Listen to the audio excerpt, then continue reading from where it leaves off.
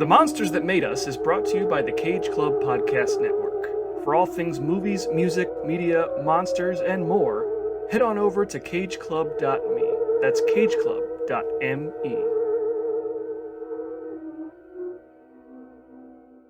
Today we head deep into Transylvania, where the evil Count Dracula has plans to use Victor Frankenstein's experiments to give life to his undead offspring and take over the world. But the Knights of the Holy Order, a secret society which has protected mankind since time immemorial, has tasked monster hunter Gabriel Van Helsing with destroying Dracula and protecting siblings Anna and Velkin Valerius, the last of an ancient Romanian family destined to kill Dracula or else spend eternity in purgatory. Armed with an arsenal of weapons and gadgets, Van Helsing must embark on a death-defying adventure that will take him to the ends of the earth, where he will encounter werewolves, vampire brides, Frankenstein's monstrous creation, and possibly shed some light on his own mysterious past. Join us for more monster action than you can shake a stick at as we discuss Van Helsing.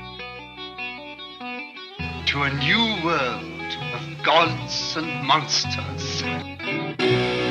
Listen to them, children of the night. It's alive! It's alive!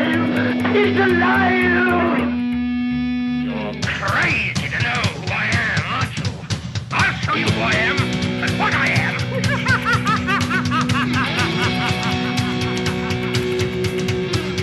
You're insane. I tell you, I killed a wolf, a plain, ordinary wolf.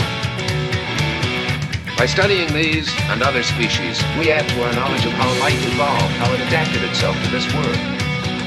He went for a little walk. He should have seen his face.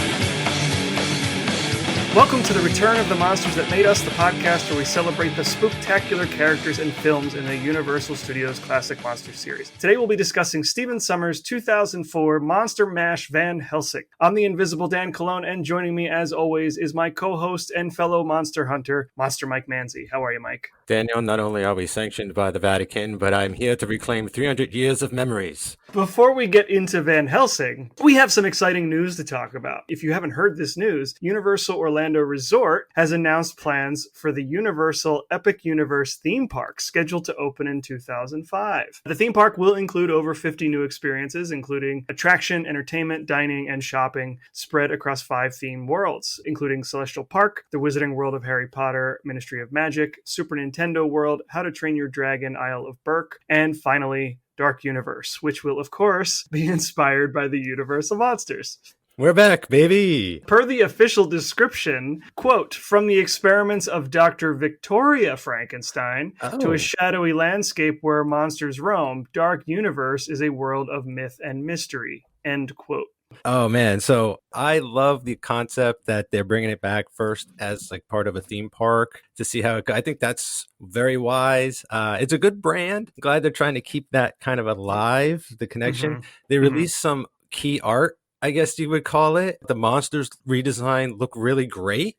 Yep. I'm pretty happy with all that. And then, I think this inspired the two of us to start some kind of campaign to send the Monsters That Made Us to the Dark Universe. We'll be launching our GoFundMe for that next month. Yeah, no, that'd be great if the two of us could somehow get down there to Florida to check it out once it's open. That'd be a lot of fun. But we have plenty of time to prepare for that. I think, what did I say? Yeah, 2025 is when it's scheduled to open. So we still have at least a full year to go before that happens. Currently, there are no specific details about what we can expect from the rides and the experiences in the Dark Universe section of the park, but we should expect to see them revealed in the coming months. So yeah. Really looking forward to seeing what they've got in store there. Yeah, me too, because theme park rides like roller coasters and stuff are inherently supposed to be scary or get your adrenaline going, and so you combine that with like monster stuff, and then I can just imagine like a roller coaster in the dark with flashing lightning and Frankenstein's monster like reaching out at you, or all kinds of crazy modern hologram technology, or animatronics, and sure, it's going to be pretty cool. But I haven't been to a theme park in ages, and I think this would get me to try to go. I know that some of the characters have still been present at the theme park at Universal Studios in Florida, possibly Hollywood. I follow the Universal accounts on Instagram, and I've seen theme park footage of a guy dressed like Dracula, and there's a Frankenstein monster. So they haven't haven't completely withdrawn those characters from the parks. They're still there, but now they're going to have their own section of this brand new theme park experience. It'll be immersive, which will be super cool. Yeah. Like you, I don't think I've been to a theme park. I've certainly not been to Florida, I think, since my senior trip for high school. We're talking like 20 years. Something interesting is that, they're using the Dark Universe brand, right? Like we thought that was dead. I think you'll see some similarities with this situation and with Van Helsing as we get into the whole backstory with Van Helsing. Oh. This thing that failed once, right? The whole Dark Universe was this concept that they announced. They put out one movie and it bombed, and we haven't heard Dark Universe since. And now they're going theme park route to kind of keep that brand alive. Yeah, so keep that in mind as we get into Van Helsing. Okay. Now, before we get into Van Helsing, I do want to put some monster mail up front. It's just a short little note. I figure we'll just address it right now. So if you've been listening to the show, if you've been following along with us, we recently were talking about the Scorpion King and, its connection to the Mummy universe. We got an email from a listener named William Hess. He addressed something that we had sort of talked about. We are hoping to see the Scorpion King evolve into this scorpion monster that we see in The Mummy Returns, but neither Mike or I have seen these sequels, so we have no idea what to expect. But we had some questions about, is this Scorpion King going to turn evil and all of that? William wrote to us and he said, the question of who the evil Scorpion King was is easily explained. Matthias was the first of a dynasty. That dynasty fell after many generations due to the rise of the pharaohs of Egypt as it conquered much of upper North Africa. Its last Scorpion King, a distant descendant of Matthias and the sorceress, that gives us a few different generational eras for the filmmakers to play in. So, by William's logic, the Scorpion King we see in The Mummy Returns is a descendant of the Scorpion King we see in the movie The Scorpion King. They're both played by The Rock, but I think he's suggesting that they are not the same person and that many years and generations of this line will continue. And so I think that's a fair theory. I like that theory. It's got me a little more excited to watch these movies, especially if they change actors every movie. That will strengthen the theory for me. But I love the concept because I know The Rock's not coming back for the next one, which is a prequel to the one we just saw, which in itself was a prequel to the Mummy movies. And then I'm interested to see how they write all this out and get it straight. I like that. That settles it for me. I'll take it. Yeah, I mean, there's not a whole lot of information about the Scorpion King in The Mummy Returns, right? We just know him as the Scorpion King. Exactly. Never said his first name. Barely said it in the movie. Listen to that episode. How many times the names weren't said in the movie, but we found them online. So definitely look forward to that. So thank you, William, for writing to us. As always, if you would like to write to us, you can at themonstersthatmadeus@gmail.com. We love hearing from you. We will definitely read your email on the air. So let's get into Van Helsing. Let's do it. After the incredible success of both The Mummy and The Mummy Returns, Universal was ready to dig up all of their old iconic monsters and reinvent them using a similar formula, hence the hiring of Stephen Sommers and the film's action-adventure tone. In fact, Universal was so confident about this project that they planned to create an entire Van Helsing franchise built off of this first movie. But not to bury the lead, Van Helsing was a box office bomb, grossing just $120 million domestically against a budget of $170 million, despite an extensive marketing campaign. And even though it went on to gross $300 million internationally, Universal ultimately decided to pull the plug on the whole thing. They did, however, still release a tie-in video game, which I am told is actually not bad. Okay. They also released a 30-minute direct-to-DVD animated prequel, Van Helsing: The London Assignment, which follows Gabriel Van Helsing as he tracks Dr. Jekyll and Mr. Hyde across London. As for what could have come next, here's what I do know. Okay, all right. So a sequel began development before the first movie even opened, and they paid to hang on to the Transylvania sets so that they could be used for future projects. Rumors circulated that a sequel may have featured the creature from the Black Lagoon, but of course, The Invisible Man and The Bride of Frankenstein were also available. In 2004, Dark Horse Comics published a one-shot, Van Helsing from Beneath the Rue Morgue, which pitted Van Helsing against Dr. Moreau, so that's also a possibility. We'll never know, probably, what a sequel actually would have been, but we do do know that they were working on it well before this movie came out. They could have gone the Indiana Jones direction and done like prequel or separate adventures, because the characters, like I'll get a little more into it anyway. But what I do like about the character later, he's set up perfectly. He can pop up anytime, anywhere. He's ageless. Yeah, you could create all kinds of creatures for him to go up against. About a month before Van Helsing opened, Universal also announced that they were greenlighting a TV series titled Transylvania, which would have used those same Transylvania sets and would have premiered in the fall of 2004. But 2 weeks into Van Helsing's run, the studio canceled plans for the series. Any information on the plot to that?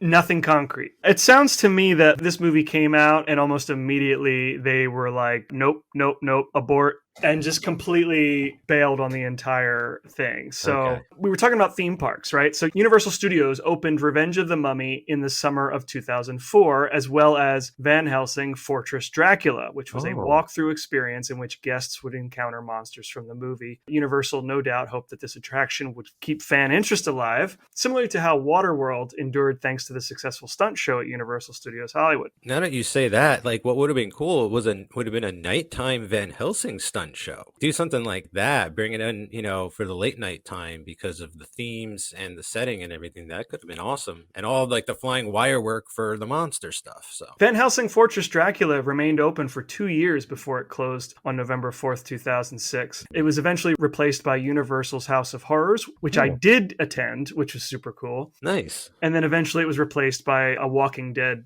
attraction. That's it for the whole plan for Van Helsing and this sort of franchise that never came to be. Are there like iterations before the one we got? Was this story in development for a while? Were they kicking around the idea of doing Van Helsing? Or is this something Stephen Sommers was like, this is what the Mummy was all building to? Like, this is my passion project, the culmination of his ideas? Or was this something like laying around? So my understanding is that, so Universal put out The Mummy and The Mummy Returns, and they were like huge hits. They were like, oh, what would be great is if we did something with these other monsters we have. And Stephen Sommers is this guy who's incredibly passionate and loves this material. Let's give him money to make this movie. I do have some information on this, but like the general gist of it, from what I understand, is that Sommers said, okay, I have carte blanche to make a Universal Monsters movie. I'm going to go, revisit all this old material and then see what I come up with. What he presented to the executives, they were keen on and greenlit the project.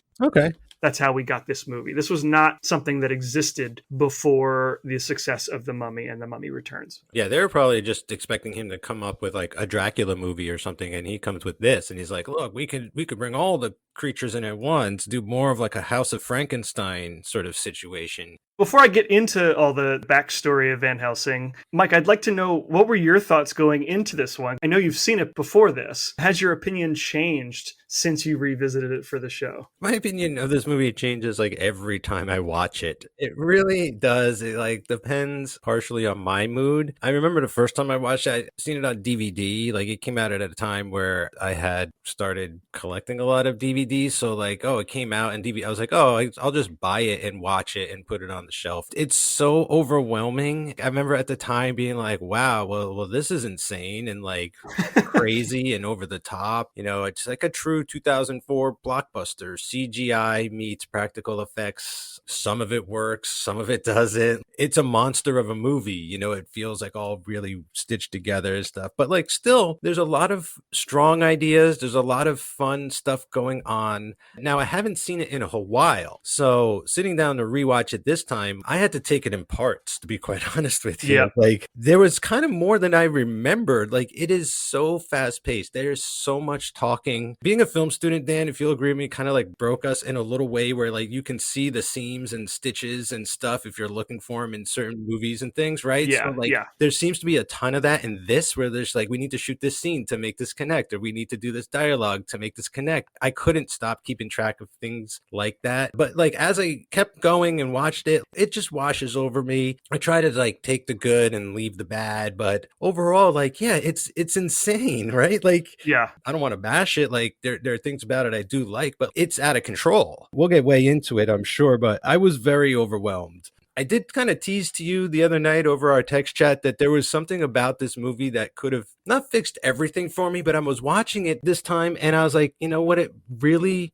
feels like to me is Castlevania the movie. It's not like they had the rights to call it that, but for me, I'm just going to call it that in my head from now on. Those are my crazy thoughts about it right now. So my history with Van Helsing is, this came out in 2004. I was a junior in high school at the time. Like I was going into my senior year, I think. And I don't know, for whatever reason, I didn't see this in the theater, but I caught it on DVD. I saw the DVD and I got this like special edition 2-disc set. Actually, it was a 3-disc set. And what appealed to me, because I hadn't seen the movie yet, I bought it sight unseen, but the disc came with the original Dracula, the original Frankenstein, and the original Wolfman. And so I thought to myself, even if Van Helsing is trash, I will get 3 DVD copies of these classic monster movies, 2 of which at that point I had never seen. So I was really excited to finally see Dracula for the first time and finally see the Wolfman.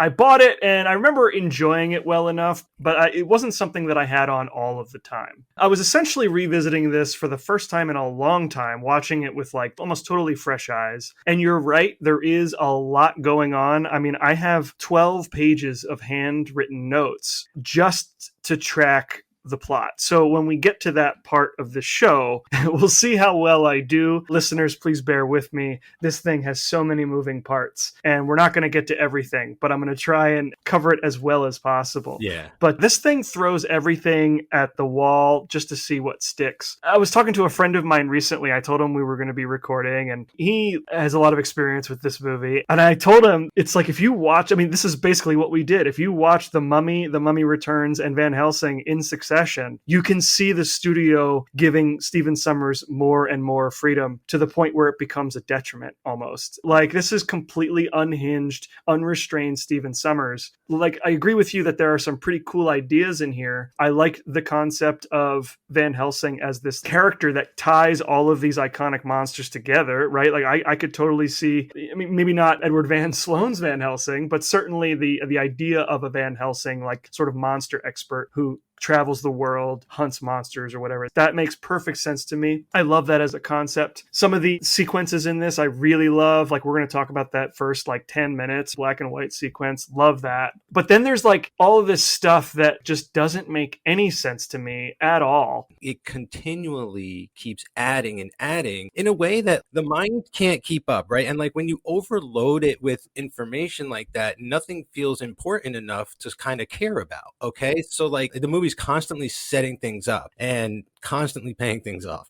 It's like it's kind of in a way blank check syndrome. They just let them loose unrestrained and it's hard not to lose control. When you're given the keys, how can you not do everything you've wanted to do without the assurance that it's going to keep going? But they were like, hey, we're going to do 2, 3, or 4 of these. You didn't have to put everything into the first one. Yeah. I think about some of the changes in the monster mythology. We know all the different things that can kill a vampire, but like for whatever reason, all of those don't matter because this is Dracula. Okay. Like I'm fine with him breaking a rule here or there, like an established monster rule, but like he seems intent here on breaking all of them. Yes. And so suddenly everything I've ever come to know about these characters is irrelevant. There's so much new information that it becomes overwhelming and hard to keep up with. So yeah, I definitely agree with you there. Personally, I feel like a lot of these ideas are sound and would work, just not all at once.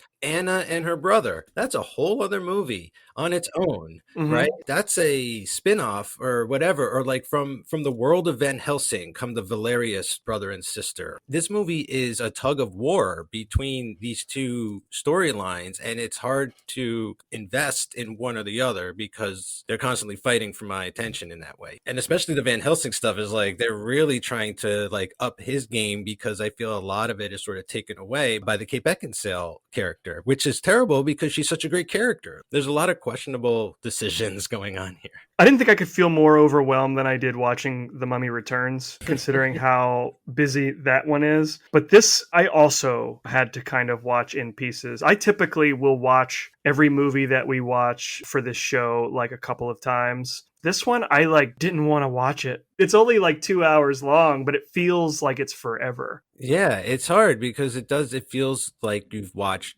more than one movie. Maybe it's a generation thing, maybe younger people with a shorter attention span, they could get into this more because it is kind of like that. Like every scene is going in a different direction. And so that would keep them, invested or interested. But for me, it's like at this point, watching it now at my age, I'm like, you guys got to like just slow down and pick a lane and kind of just drive in that lane for the rest of the movie instead of like getting off at every exit and seeing, what the rest stop's like. It's like, no. Where's the focus? Yeah. I don't hate Van Helsing, but if I'm being perfectly honest, I do have to say that it's a disappointment in that it could have been really cool. And because it's got so much going on and no one's told Stephen Sommers no, it just gets out of hand and becomes a chore to watch when it should be really fun and entertaining. That's the tragedy, is that like it is such a cool concept. He is a good linchpin to bring this entire universe together, the Nick Fury, if you will, as today's reference. I love the concept. We talked about this with The Mummy, how we wanted Brendan Fraser to go be the monster hunter. This is sort of what we were asking for in a way. Yep. And I love Hugh Jackman, and I kind of love his portrayal of this character. It just doesn't feel like his movie most of the time, which is unfortunate. And I think it also, for me, partially comes down to the style, which we'll get a bit more into. There's just sort of a refinement I felt missing this time from him in particular, from what I was expecting, from the sophistication, I guess. Not that his movies are terribly sophisticated, but like he brings a sense of knowledge of his world to his movies. Like I said in The Mummy Returns, like even if we don't really get everything going on, he does. I feel like here, he's not even sure exactly what exists in his own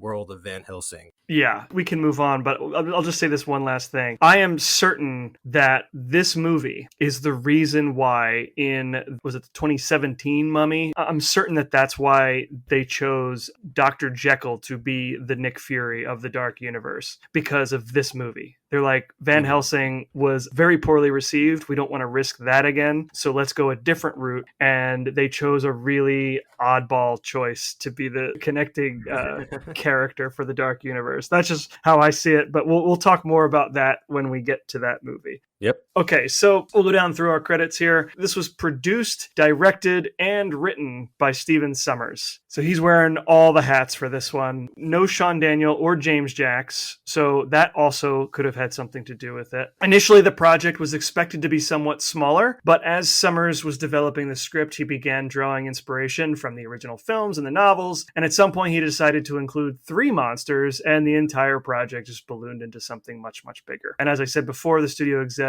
loved this idea. It's even bigger than that. 3 monsters. There's 3 werewolves in this movie alone. The cinematography was done by occasional Spielberg collaborator Alan Daviau, who previously shot Spielberg's 1968 short film Amblin and would go on to shoot E.T. the Extraterrestrial, the Kick the Can segment of The Twilight Zone, the movie, The Color Purple, and Empire of the Sun. Okay. We talk about makeup on this show, not so much recently because so much of this is digital, and I only know so much about digital effects, but in this case, Greg Cannon was our special makeup designer. One of the high points of the movie, the amazing makeup, especially on Frankenstein's monster. Yes, so Greg Cannon created the looks for Igor, Frankenstein's monster, and Dracula's brides. Oh, yeah. Cannon is a 4-time Academy Award winner, having won previously for Bram Stoker's Dracula. Oh, look at that. Okay, Monster Man. And Mrs. Doubtfire. He would also go on to win for The Curious Case of Benjamin Button and Vice, and he received nominations for Hook, Hoffa, Roommates, Titanic, Bicentennial Man, and A Beautiful Mind. And the makeup he designed for Van Helsing specifically, it was meant to show the actor beneath it rather than cover them up. And that was a way to allow their humanity to show through. And I think that was especially true of the Frankenstein monster, who in this case, I think draws more from the novel character rather than Boris Karloff's iteration of the Frankenstein monster. Oh, yeah. I truly love, I wish we had more. This Frankenstein getting a movie after this would have been great. I really like the portrayal of that. It's quite unusual in cinema. I mean, I guess it's closer to what De Niro was trying to do, right? But a lot of fun there. And then the Igor stuff, yeah, well, I just love that actor, love Kevin J. O'Connor so much and everything. So like he definitely came right through that makeup for sure. Much of this one was shot in Prague in the Czech Republic, with some shooting in Alberta, Canada as well. But, with Stephen Sommers, he's always employing a variety of techniques to create these worlds. That's definitely true of Van Helsing. Here he used a combination of real-world locations, sound stages, some sets that were so big they had to be built outside on the studio parking lot, matte paintings, and of course practical and digital stunts and effects. I know this one gets a lot of flack for being kind of a CGI fest. To a degree, that's true, but I think it's a discredit to the overall intention, because there was so much done here with practical stuff. I know Stephen Sommers made a point to use as much real stuff as he could, including the actors, before resorting to those digital effects. So like even Hugh Jackman and Kate Beckinsale, they did many of their own stunts, and there was a lot of wire work, particularly with Dracula's brides, and they would shoot them up in the air on the wires, and then in editing they would use that footage to help use the actors' actual faces onto what they refer to as digital doubles for some of the more dangerous stunts. So I feel like we should give it credit for doing that. I think maybe the problem is CGI just wasn't as good at the time. It was still ILM in 2004, so it would have been like state-of-the-art digital effects. But it's sort of like when you look at early digital effects, I think of stuff from the 90s and how poorly that's aged. Like it just hadn't been perfected yet.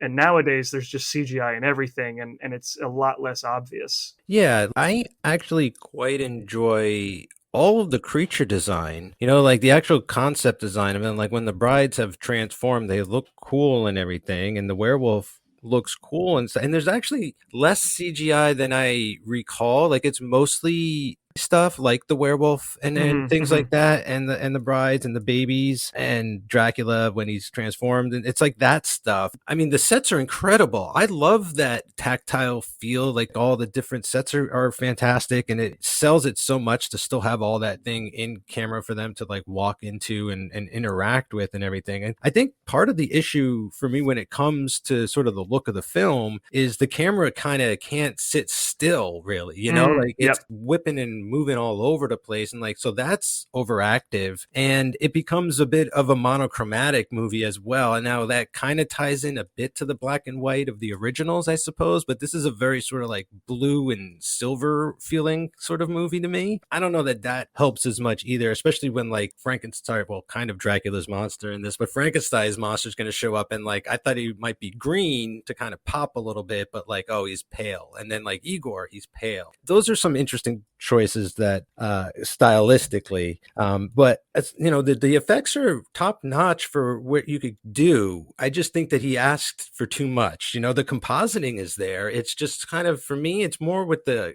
character animation. When you start getting into those digital doubles and those vampire brides, they're just transforming too much. They're just doing too much. It's just breaking too many laws of reality for me, for my head to kind of like wrap itself around. But I definitely appreciate all of the practical stuff going on. Now, the one standout digital effect is definitely Mr. Hyde. I think they nailed that, but they might have sort of like shot their load at the beginning and like never really recovered by the end. Oh, sure. I think you're probably right. I mean, it is such a busy movie that with the camera moving as much as it does, that it's difficult to appreciate the real stuff that's in the frame. But I wanted to address it because this has a reputation. When I learned all this stuff, I was like, I have to at least mention it. It deserves a little more respect in that regard. It's still got its problems, but it's definitely not the complete CGI fest I was remembering it was. My whole thing throughout the night is going to be like, it's not so much the parts that are the problem, it's that they don't really fit together. Yeah.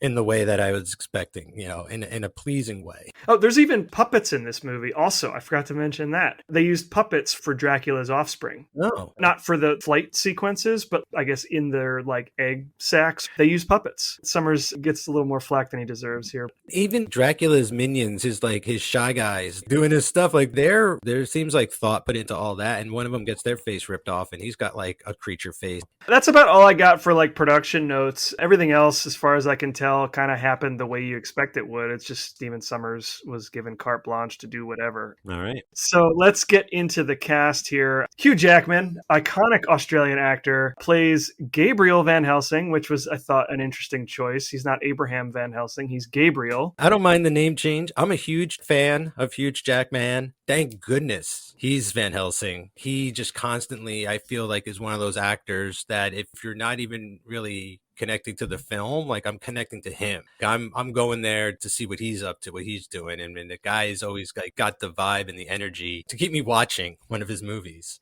Yeah, his casting is one of the things that holds up for me watching it 2 decades later. He's not doing a whole lot of heavy lifting here, but because I'm so familiar with Hugh Jackman, it's almost a shorthand for what's not there on the page for this character. At the time, he had just had his breakthrough role as Wolverine in X-Men, and X2 had just come out. So he wasn't like an established movie star yet. He had just kind of become this international movie star. So like this is like the next thing after X-Men. Yeah, this was like his first, can he handle being the star? Like they kind of gave X2 to Wolverine for the most part, but like Ian McKellen and stuff was still there.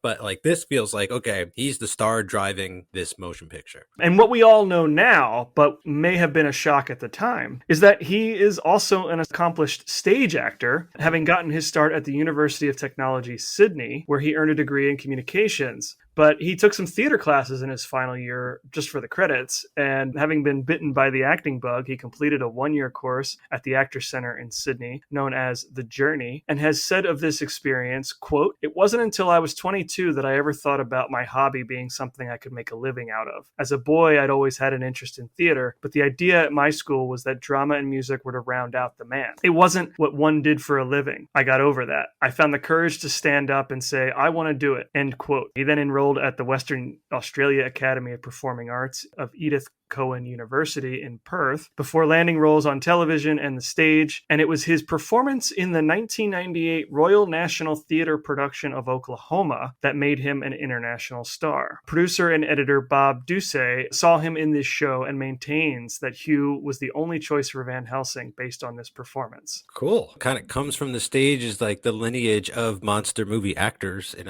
a way. Right. There was a time during his career where I kind of considered him more of a stage actor than a film actor for some reason. But I always see like he's got an amazing voice. He can dance, that The Greatest Showman, all that kind of thing. Yeah. Yeah, I remember years ago he was on Broadway in The Boy from Oz. You know, I remember watching the Tonys that year and he performed a bit from that show. And I was like, this was like before I had seen him as a song and dance man. I think at that point I had heard about it. And I watched him and I was like, this guy is like effortless on stage. Right. His charisma, he can dance, he can sing. How did this guy get Wolverine? He can be there if you need him to do the action too. Like he's convincing as Wolverine, and then you see like Logan, and you're like, oh wow, like he could he's actually got chops as well. Like he can bring pathos to some of this. Also, real stuff. Guys turned out to be a true movie star. It's really cool to see, at least like I guess our generation, see him kind of rise the whole way. Like that is pretty cool.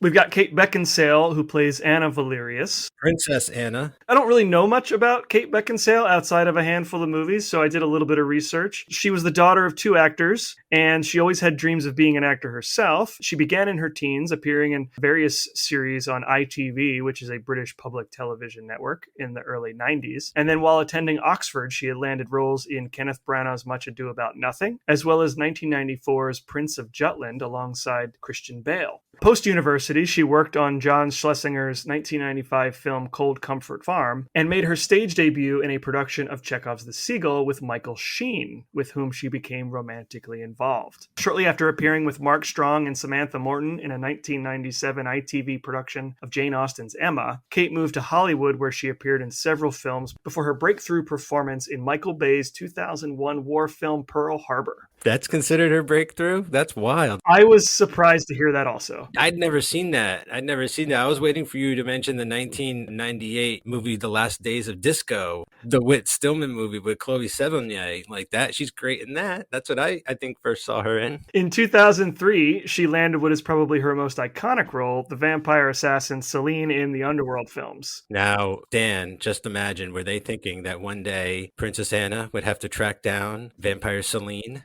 Well, actually, so she was the last person to be cast in this movie. I don't think Stephen Sommers thought she would even be interested because she had just done Underworld. Her agent insisted that she would love to do it. So I do think it's interesting. In back-to-back years, she was Celine and then Anna in Van Helsing. Yeah, both sides. She got to play both sides. I mean, that's cool. Maybe she's just really into monster stuff. That's great. Which is cool, but I also didn't realize like she has this like history of doing like Shakespeare and Jane Austen stuff. She can do that. She can do Adam Sandler movies. She's versatile and convincing the whole way. Absolutely. I think she's a natural action star, as we know from Underworld and other things she's done. Revisiting this, I thought, oh, okay, it's Kate Beckinsale. She's going to kick ass. I have a crazy Underworld theory that's all to myself, is that it's a previous build of The Matrix when vampires and werewolves existed, like they said in the second one, you know? And because, like, you watch those movies and, like, it looks just, it's like it is The Matrix. It's just with werewolves and vampires. So, sure. That's how I got through that series. I think I've seen all, like, 6 or 7 of those movies. You know, it's funny. I've never seen any of them. The subject matter speaks to me, but, you know, I wasn't really watching a lot of stuff like that when those movies came out. So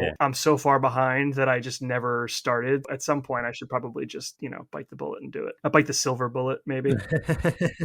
Will Kemp plays Velkin Valerius, Prince Velkin. Not a ton about him. He's a classically trained English ballet dancer who had previously appeared in a 3-year production of Swan Lake, performing in London and New York. Famously turned down a modeling contract with Giorgio Armani, saying he did not want to be confused as a model as opposed to an actor. Here he is making his acting debut in Van Helsing. This may be his most high-profile film. He has worked steadily since its release, appearing in films and made-for-TV movies, including the straight-to-DVD film The Scorpion King 4, The Quest for Power. How is this gonna work? Oh, man. So we will be seeing Will Kemp again in the not too distant future. I love that he's showing up twice. Like, he didn't do a lot of like genre movies from what I could tell, and we get 2 of them. Yeah, and they're, you know, kind of quote unquote in the same universe, which is weird. David Wenham plays Carl. He is another Australian actor. Should be no stranger to our audience, as he's appeared in a number of genre films since the late 90s, including The Lord of the Rings, 300, and Pirates of the Caribbean, Dead Men Tell No Tales. For those of you who also listen to Mike's other podcasts, Viva Pod Vegas and Hanks for the Memories, yes, he was also Hank Snow in Elvis. Oh, there we go. Fun fact, his character's name, Carl, was inspired by none other than Universal co-founder Carl Laemmle.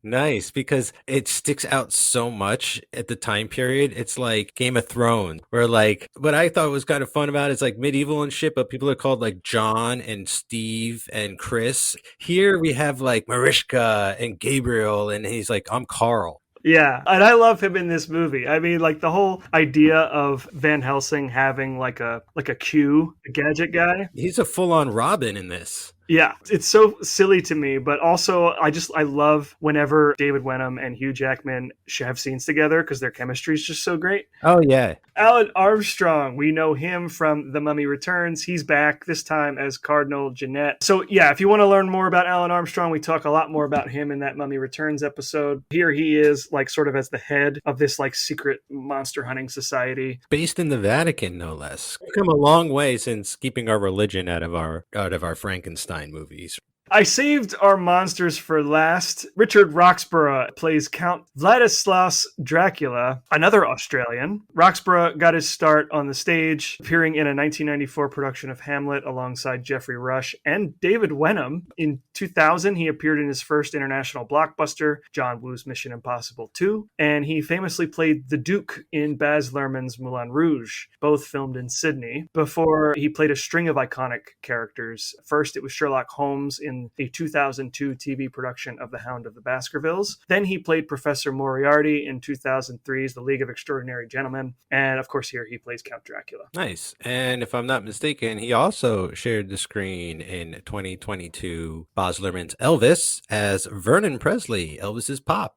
That's right. Kevin J. O'Connor is Igor. What perfect casting. if you listen to the director's commentary for Van Helsing, Stephen Sommers, talks about how like they wanted to put Kevin in the movie. Who else is he going to play? Igor is like the perfect role for him. One of the highlights of this movie is Kevin J. O'Connor as Igor. He's way taller than he appears. He's 6'1", and on screen he looks pretty short in all of his movies because he's always sort of playing the second guy. He's got this weird ability to like make himself look smaller. I think Stephen Sommers talks about that on the commentary. Funny enough. Dracula's brides, Alina Anaya plays Alira, Sylvia Kolaka as Verona, and Josie Moran plays Marishka. Don't ask me which one is which. I can't remember. There's a blonde, a brunette, and a redhead. I think Marishka is the redhead. That's the joke, right? Is that he's got like one of each. Yes. Schuler Hensley plays the Frankenstein monster. Now, this is pretty cool. Schuler Hensley is an American actor of stage and screen, and he began his acting career while attending the University of Georgia, ironically on a baseball scholarship. But after being cast as Judge Turpin in a college production of Sweeney Todd, he left in his sophomore year to study voice at the Manhattan School of Music, where he majored in opera, and from there obtained his master's degree at the Curtis Institute of Music right here in Philadelphia, Pennsylvania. Go Birds. His list of stage credits includes a lot of the standard stuff you'd expect, On the Town, A Funny Thing Happened on the Way to the Forum, Pirates of Penzance, etc. But one thing that is particularly noteworthy is a 1996 German production of The Phantom of the Opera, in which he played the title role in German. Oh, wow. Cool. I'd like to have seen that with subtitles. Considering he does a pretty solid job as the Frankenstein monster here, I would love to see him play the Phantom of the Opera. That'd be super cool. But here's where things get even more interesting. In 1998, he was cast as Judd Fry in the National Theater production of Oklahoma. Yeah, I see where this is going. He performed with Hugh Jackman, and it was actually this production where Stephen Sommers discovered Hensley. And Hensley and Jackman have gone on to work together in other films, including Someone Like You and The Greatest Showman, as well as the Broadway revival of The Music Man. And the 1999 3-hour musical Western movie version of Oklahoma. Yes. They actually filmed it, and they're in it. And also of note, Hensley also starred as the Frankenstein monster in the Broadway production of Young Frankenstein. Oh, okay. So this guy just plays monsters, apparently, or does it really well. But here in Van Helsing, he's working double duty. He also did all of the motion capture work for Mr. Hyde. Oh, really? That wasn't Robbie Coltrane running around in a sock suit? No. So Robbie Coltrane, of course, is the voice of Mr. Hyde. Schuler Hensley did all the motion capture for that. I thought maybe he was actually on set running around doing some stuff. I think Schuler's probably, because he does so much stage work that he's probably better equipped to do so much more of the physical performance. That's probably what it is. I don't know that I could see Robbie Coltrane doing the motion capture for Mr. Hyde. Not like hanging from the rafters, but just being there with Hugh running the lines and doing the voice and getting in character and all that. That would have been cool. We didn't even need the CG. We could have just had Robbie Coltrane. Okay, so I know that the scene with Hyde and Van Helsing in this is a fun sequence, but I've never really understood this thing where Mr. Hyde kind of becomes the Hulk. In the original story, he doesn't become this giant monster man, right? Like he just becomes a more grotesque, violent man. And in this and in The League of Extraordinary Gentlemen, they basically are like, okay, Hyde is going to be our Hulk. And I don't get it. I don't understand why that has to be. But both movies are fairly cartoonish, so I guess that's why.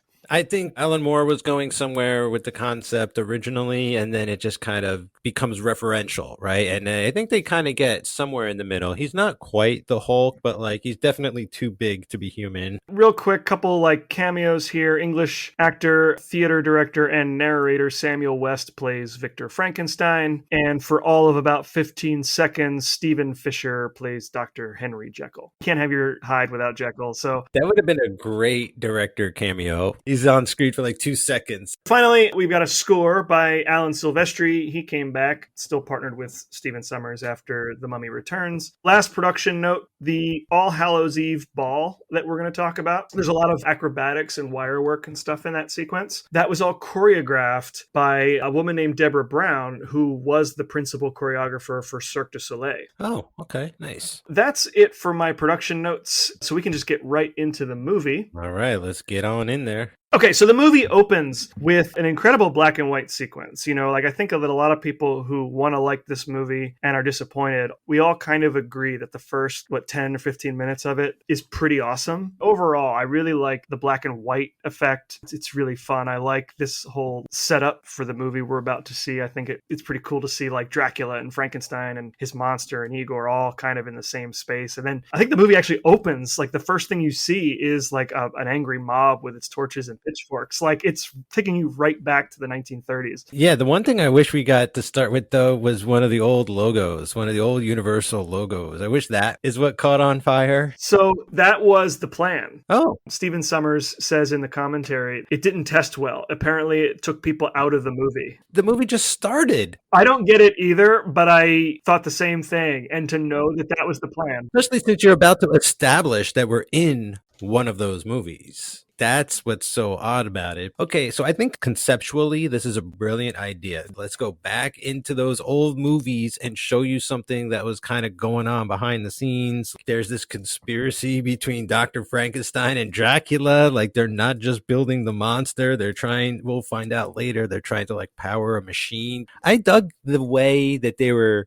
tying all this together, the kind of pyramid of power. You think like Frankenstein is in control, but no, he works for Dracula. Like, I thought that was kind of cool. I don't think he knows to what extent. But Dracula's there going like, how's it going? And Frankenstein's like, it's going great. We're doing it. Like, this is happening. And then once Dracula like gets what he wants, he offs him. He's like, I don't need you anymore. We can get on without you. It would have been cool if he survived a little longer, but we got enough going on. Yeah, just to sum up here, we open in Transylvania, 1887. Frankenstein is working on his latest experiment, which his famous creation, his famous monster. But in this story, he's essentially being funded by Count Dracula, who is interested in using these experiments to ultimately give life to his offspring. And that becomes like sort of the major plot point for this entire movie. Yeah, and the timeline's a little off. This is sort of like what they did with Halloween, where like we're branching off of the original and doing our own sequel, right? We're not going to do Bride of Frankenstein. We're going to like go off and do Van Helsing instead, because like we kind of speed through a lot of stuff and the timeline's condensed incredibly for Frankenstein's monster and all that. This sequence really books, but I don't have trouble following it. Kind of does everything really quickly and efficiently. Frankenstein realizes that Dracula has some nefarious plans for his work, resists, and of course dies. Igor betrays him, go figure. And by the end of this sequence, the monster escapes captivity, carries his creator to this windmill that is loaded with absinthe, highly flammable. The mob pursues him to the windmill, and of course they burn the whole thing down. Dracula arrives too late. We presume that Frankenstein and his creation are burned alive, or they're dead inside the burned remains of the windmill. Hell of an opening. I really love this. Yeah, it grabbed you. Definitely. I thought it was a lot of fun. I remember the first time I watching it going like, all right, we're off to a pretty good start here. 1 year later, we move to Paris. And color. In color, yep. We are introduced to Van Helsing. He is, quote, the most wanted man in Europe when we meet him. There's like wanted posters with his face on them. I feel like this is going to keep changing. I feel like he's wanted some places, but he's a hero in other places. In other places, no one's ever heard of him. And in other places, like they're like, you've been around for 400 years. And he's always thinking about the Roman Empire. He's like, I'm having these dreams where I'm fighting in Rome and shit. Like, it's kind of fun if that's the joke, but I don't know if they ever really land on what is he? Is he good? Is he like, what do people see him as? Like, does he need to be feared to do what he does? But he is a killer. So I don't know, but he looks badass. He's got his cool scarf with his like all-seeing eye on it and shit. And throughout the movie, he's going to wear that really cool turtleneck, but it makes him work. He works it. He's cool. Got his floppy hat. Yeah, I dig it. But here we're introduced to him as he pursues Hyde through Paris, culminating in an entire action sequence at Notre Dame. We learn that this Van Helsing has gadgets and weapons. He's got these like hand blades that spin. I mean, he uses one to cut off Hyde's arm and cut a hole through the floor. It's ridiculous. It's over the top and very silly, but you know, it was early 2000s. It's the exact sort of action sequence you would see at this time. Those blades come back later. I think his weapons are all on point for the movie we're in. Like, he's in a certain time period, but he needs the advanced technology, and he's part of a secret society, so he'd have access to stuff no one else would. And he, you know, we'll get to it, but he's kind of a James Bond, right? Right. James Bond monster hunter. Does he kill Hyde? Yeah. It's either kill or be killed. Like, this version of Hyde, apparently he's been chasing him across several countries. He's already taken down the Eiffel Tower, right? It's like missing the top. It's one of his crimes. I mean, he's got like a bullet hole in his arm from when they last encountered him. It's like a full-on throwdown here. This CGI, full-on CGI character is the best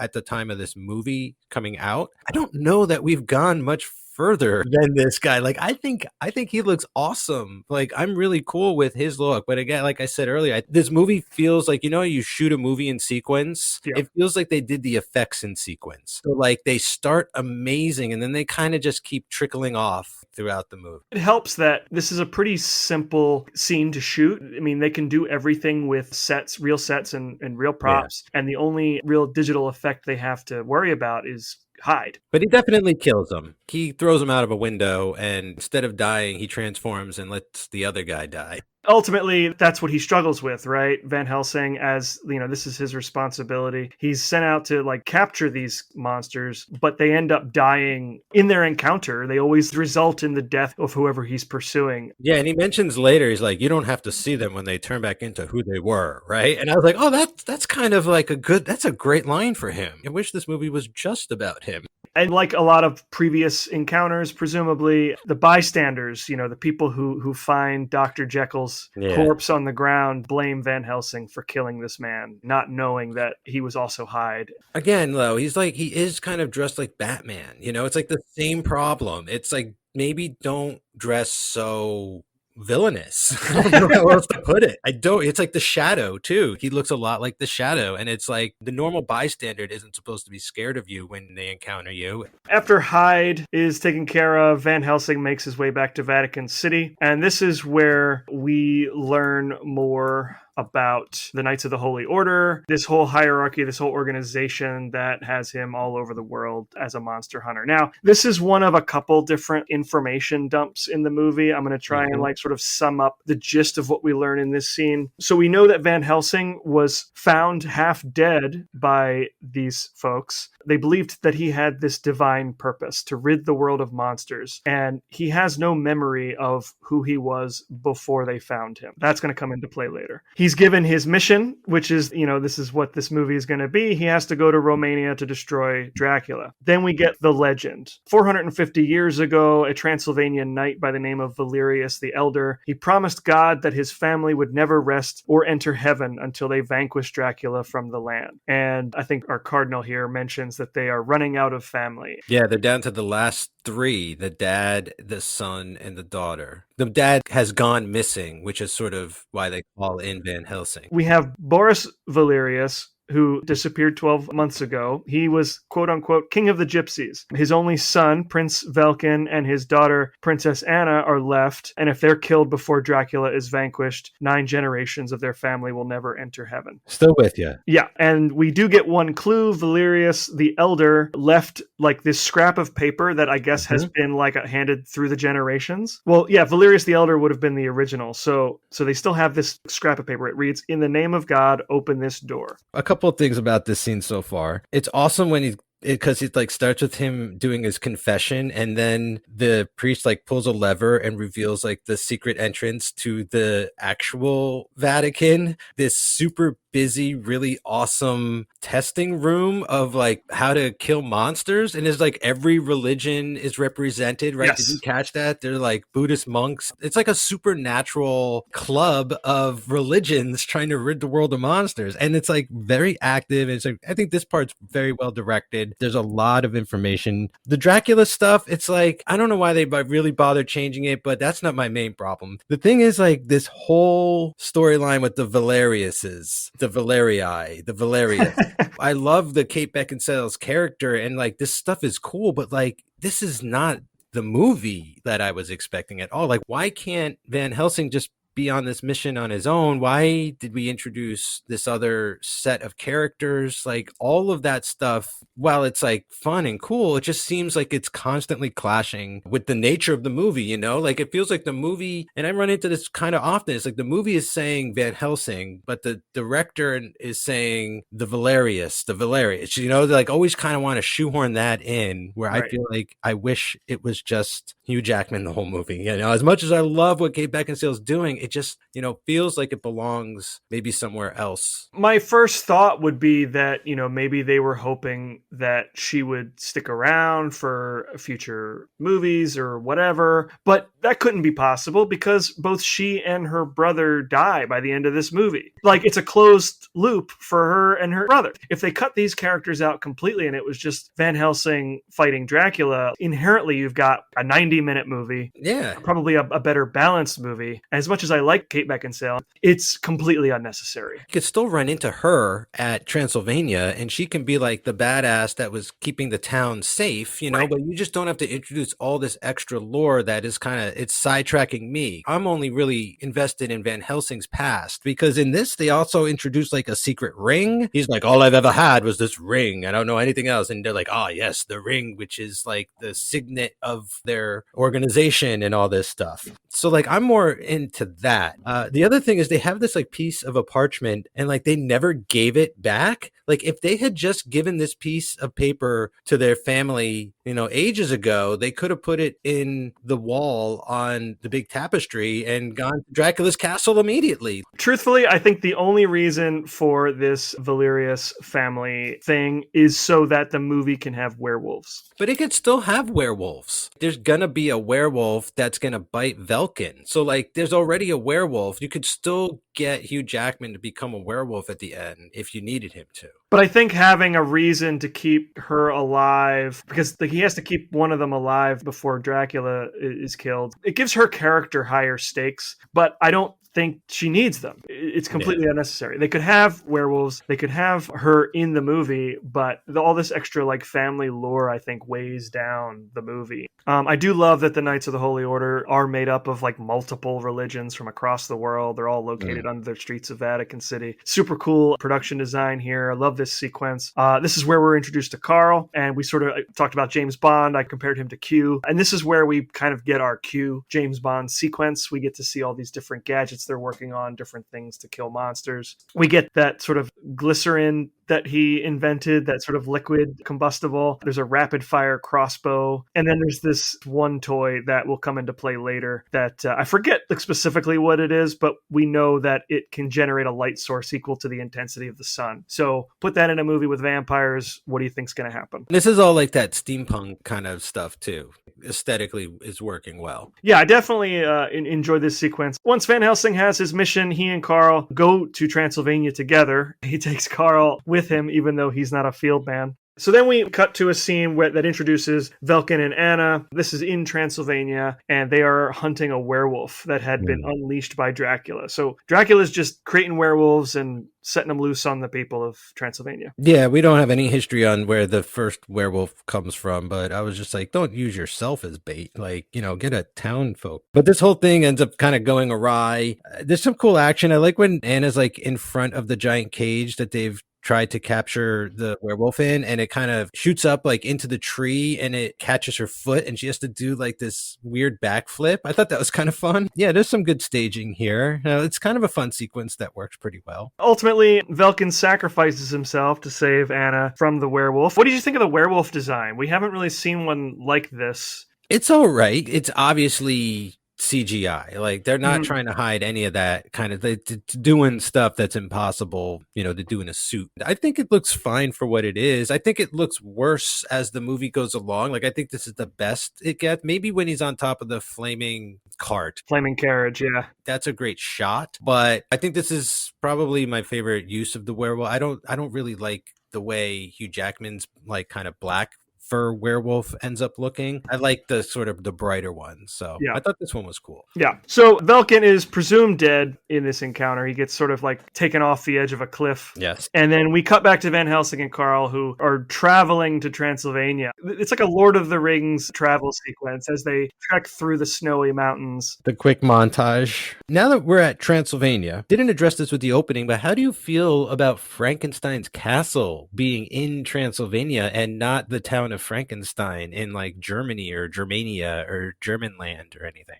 I did think it was an interesting choice to have Frankenstein's castle in Transylvania and then to have Dracula's castle in a hidden location. It's in like a secret realm. Yeah, it's hidden in like some Arctic region someplace. It's in a snowy mirror. Yeah. I don't think most casual viewers of these old monster movies even know that Frankenstein lived in the town of Frankenstein. Yeah. So I don't think it matters. If you're trying to combine stuff and like move things around, I think it's a pretty good move. It's not necessarily like the town of Frankenstein, right? I think at one point Dracula says like, I got you this castle to work in. It's still Dracula's castle technically, but like, I think there was some line where he's like, come work here. Like I let him do his business here, or like I built his machine and do his experiments here. If you wanted to get really technical about it, you could probably make the argument, like you said, that this isn't Frankenstein's castle, but it is where Frankenstein is currently doing his experiments. And to have it be in Transylvania is totally fine. If I have to take issue with one thing, it does feel like the Transylvania we see in this sequence coming up, to me, doesn't really feel like it's the same town that we saw at the beginning of the movie with the windmill. No, it's only a year later. I mean, it's still got that Undertaker kind of like running thing. The really weird Rocky Horror looking guy. So that sort of visual continuity kind of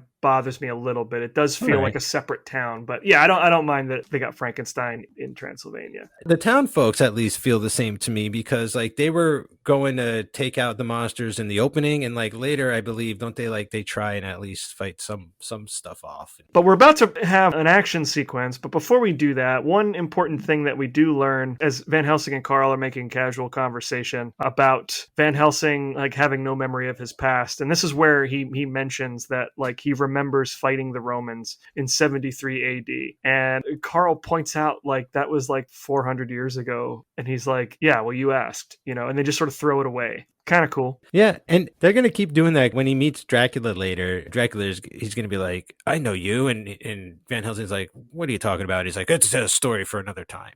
Right.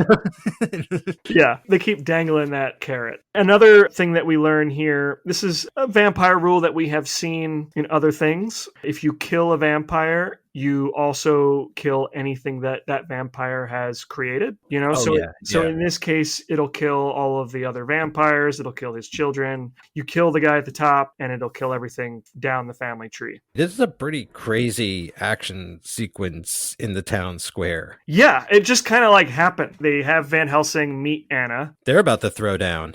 Like all great hero alliances, they start as enemies. She's about to throw down with Van Helsing, but then Dracula's brides show up and it turns into a whole action sequence. Not going to touch on every bit of this, but I did think it was a fun sequence. Yeah, I have one or two key notes. The first thing is I felt like this action sequence actually did a really good job of kind of knowing its pace, taking some beats, speeding up, slowing down, doing some exposition. Like I like how it kind of stops and the brides know Anna. They're like, oh, it's you again and all this stuff, right? And they're like, we really think you're gonna get us this time? And she's like, oh, I hate you, can't wait to kill you. I don't want to say bitches. There's that's kind of fun in the middle of the fight. And then you have Van Helsing protecting all the town folks and like showing, he's on their side. I felt like that was well done. The thing that always bothers me with all of this heavy morphing that we have with the brides is like, if you're gonna do so much CGI, can you not morph their clothes to become their skin? Like, unless you're the dude from Deep Space Nine who like literally becomes a puddle, that's one thing. But just have them wearing their clothes. Like, it doesn't make it any more provocative or not having them be these naked, ghastly white vampire brides. Even though I do think the design of the bride's really cool, it's more like a banshee thing going on. It's just that always kind of takes me out of anything. Like, because I appreciate when we see the werewolf transformation in this. He's like clawing his own skin off. Yes. To, like, come out underneath. That was pretty well thought out. And that gives you a reason why he doesn't have any clothes on and so forth. So they do it with Dracula too, you know, like his coat becomes his wings. Right. And it's like, huh? So those little things I wish were thought through a little better. I think they switch back and forth too many times because the CG is not as great as it is today. I mean, it's, again, not the film's fault. But if they had just switched them into their like monster form and just kept them that way, it wouldn't have bothered me so much. But they keep switching them back and forth from human form to like bat monster form. And it's distracting, right? That's your point. Yeah. The clothing, it wasn't one of my notes, but I definitely feel you on that. That's such just like a small personal thing. Like, I can't imagine that bothering many people. Sure. A couple moments that stood out to me for different reasons. I love the gag with the cow getting tossed through the side of that house. Yeah. And I love that we see it after the fight. It's still alive. It's okay. But like maybe my favorite moment in the entire fight sequence is the moment where Carl throws the holy water. The one bride grabs it in the midair, tosses it down the well, and then Van Helsing notices the font of holy water outside of that church. That race where he grabs the crossbow, dips it in the holy water, turns around, and just launches like an entire clip into this vampire. I loved that moment. I thought that was a super fun, well choreographed sequence. Yeah, I thought that was fun too. That's cool. I had that nice slow-mo at the end, and she's like coming right at the screen. And this is more a hallmark of early 2000s action than a complaint. But like, how many arrows did Van Helsing have? His accuracy is for shit, and he's just shooting as many arrows as he can in the right direction. It's a new toy. He's never played with it before, so he's just getting the hang of it all, I suppose. I was just like, man, he's just shooting as many arrows as possible. How are you supposed to aim with that thing? I don't know. It was just like excessive action. In that moment, Van Helsing, I wrote it down, kills the blonde bride of the three, and that is Marischka. Dracula can feel that all the way back at his castle. I thought that was a fun detail. Oh yeah, it calls off the rest of them. Like, they're about to eat Anna with their crazy long jaw extensions things. Like, that was pretty freaky, where they like half transform, I guess. Like, that was cool. And then their sister bride gets killed and they kind of freak out and fly away. Right. So now we get a scene with Dracula. And he's pissed. This scene, I'm just going to talk about this one detail because I do think that this is kind of an interesting thing to do with Dracula. He goes on like a little bit of a tangent about how he has this inability to feel emotion. You know, he doesn't have a heart. He's dead. And like the toll that takes on him is not insignificant, which I thought was cool. A nice bit of acting from Richard Roxburgh. I always felt like Dracula knew he was bad, but this Dracula is like, why do they call me a villain? Like, we only eat as much as we need, but you know you're planning to like hatch your kids and eat everybody. This Dracula is very different and very funny than I think like previous Draculas that we've encountered. It's an interesting portrayal. I thought the scene was funny because it starts with him coming out of his ice casket, walking on the ceiling, flipping down to the floor, and then going back into his ice casket. I think this is true of many things in the movie, and I want to say Stephen Sommers said this on the commentary at somewhere on there. A lot of times he made the decision for characters to do the thing that was cool versus the thing that like would be the logical thing to do. And that's definitely true in that sequence, like Dracula just walking on the ceiling for no reason. I guess that's fine. But I think there's like no reason why these characters need to be upside down walking on the ceiling. It just looks cool. I think it goes to show like what kind of movie we're in at this point, you know, because this is just a conversation he could have had on the floor. But because he's Dracula and he can walk on the ceiling, like, let's do Breaking 2. Like, let's have him walk on the wall. But like as a character, like, I don't feel like Dracula would just kind of like do that because he could, you know. It's not like he's hanging out on the wall. Yeah, this Dracula is definitely much more more the monster Dracula than the man. He's the least sexy Dracula we've seen so far. He's an obvious monster. Yeah, the Bat Monster. Yeah. Right. Yeah. Probably not going to be in my top 5 Draculas, but I do like how this Dracula fits into the tone of this movie. If you were to try to put Lugosi in here or Frank Langella, it would be a complete mismatch. But Richard Roxburgh chewing scenery is exactly what this movie wants. Yeah, no, he knows what movie he's in. I may not like it, but he knows. So back in Transylvania, Van Helsing and Anna, I guess, decide that they are sort of uneasy allies. And this is where Van Helsing knocks her unconscious before she can run off on her own. He has to keep her alive. But this was a very confusing sequence to me. They're going to team up. They're at her house. She's like, here's the painting. Look, it's missing a piece. He doesn't stop to think like, oh, I've got that missing piece right here in my pocket. But like, look at all the weapons. Like, let's go kick some ass. They're like, all right, we're going to go kick some ass. And then he like knocks her out. She wakes up in a bed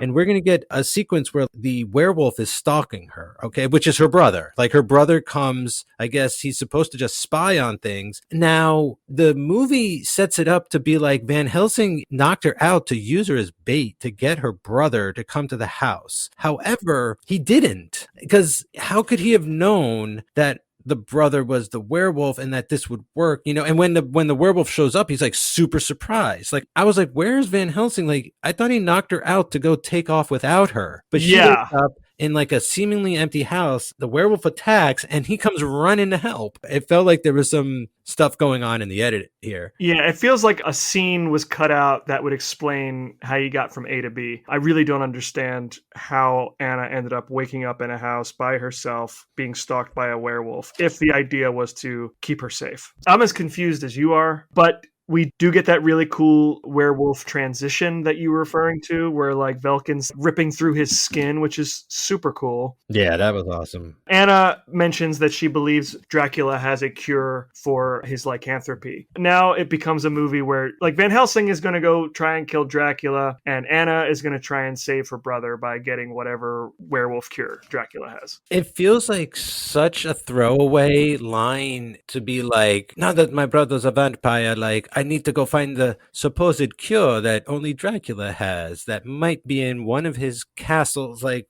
it's so crazy. Plus, it also says, like, if there's a cure out there, like, any of these characters can be werewolves. Get ready, because Van Helsing's going to become a werewolf. It's just so bizarre. It just feels like we got to, like, halfway through the movie, and they're like, oh, by the way, like, there's a werewolf cure. I don't know if you can do that. Yeah, somebody tell Larry Talbot there's a cure for his werewolf affliction. It just raises, like, they keep raising so many questions. So many, like, it feels like it should have been a TV show. I mean, I think eventually there was a Van Helsing, not based on this, but Van Helsing went on to be, like, successful TV shows as a concept. There's, like, female Van Helsings and things like that. But, like, this movie is just like, introducing stuff, like, so late in the game that's going to become so pivotal. It's hard to keep up with sometimes. 100%. This is one of those things, okay, we're going to sort of change this rule. Now we've got a werewolf cure, so we got to go find that. There's so many plates that are going to be spinning by the end of this movie that I don't know how they kept all of them up. I don't know that they did. After this sequence, we go back to Castle Frankenstein. Dracula and Igor are hard at work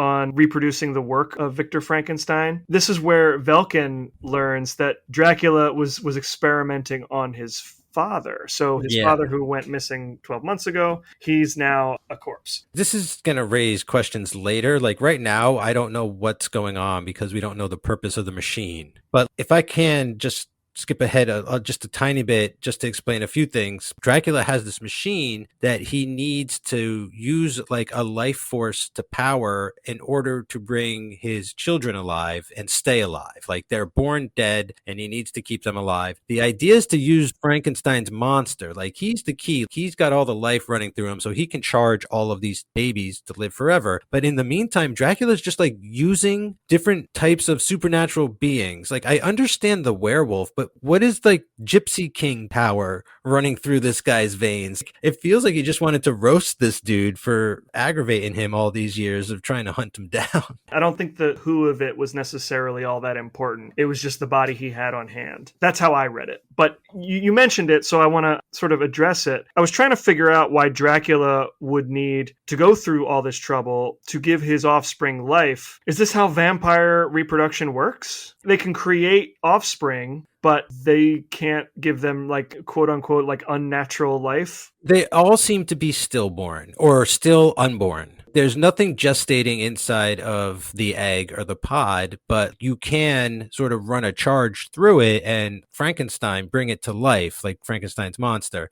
So I think Dracula's idea is like, oh, well, you brought a man back to life. That's the technology I'll use to bring my vampire creatures, my pygmy vampire babies to life. My thing I don't understand is, why do you need Frankenstein's monster? He's just the proof that the machine works. You just rebuild the machine and you hook it up to all the babies and then you hit the button. Like, I don't know why it needs to run its power through the Frankenstein monster, or through anything for that matter. You know, it should just be the energy of the lightning that did it all. But, you know, we're talking it out. This is where the movie kind of falls apart for me from a narrative point of view. I mean, I guess I never really thought about it. I don't know that I've ever seen a movie other than this where vampires reproduce. No, because all you do is like you go out and you bite more people. Right. That's how you reproduce. Like, that's the concept. If you want a baby, you're kind of shit out of luck. Like, if you saw Interview with a Vampire, like, you don't turn a kid. Right. Like, if you saw, like, I think in What We Do in the Shadows, the show, like, one of the vampires got reprimanded for turning a baby. The baby vampire's like on the council. It's too bad. You shouldn't have been a vampire. But if you want tons of little creatures and stuff to call your own, go turn a bunch of children. You know, you're evil. You're an evil vampire monster. Like, go do that and you'll have kids forever. If that what you want is hundreds and hundreds of like 6-year-olds for eternity, good luck. The whole idea of vampires being able to reproduce, I couldn't understand why he would need Frankenstein's work to give them life. But I mean, you make good points.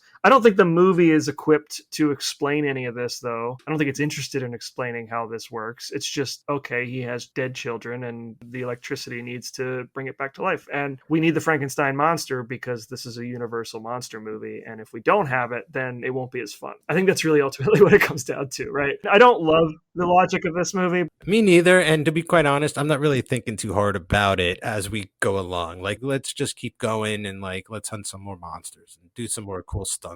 A couple things happen after this. Velkin becomes the next test subject, but he morphs back into a werewolf, escapes, begins terrorizing the village. Van Helsing and Anna have made their way into the castle. He stakes Dracula with that giant silver stake that he has. It's like a telescoping stake, but it doesn't kill him because it takes more than that to kill Dracula. Actually, no, Anna at one point says, I think later in the movie, nobody knows how to kill Dracula. Stephen Sommers' reason for this was that because it's Dracula, we can't just simply stake him. That's why the cross doesn't work either. Man, what turns out to really be what kills Dracula is so convoluted. Yeah. And it happens by luck, right? If I'm not mistaken, only a werewolf can kill Dracula, but it has to be before the end of the full moon of his full transformation, because after that, Dracula can control werewolves.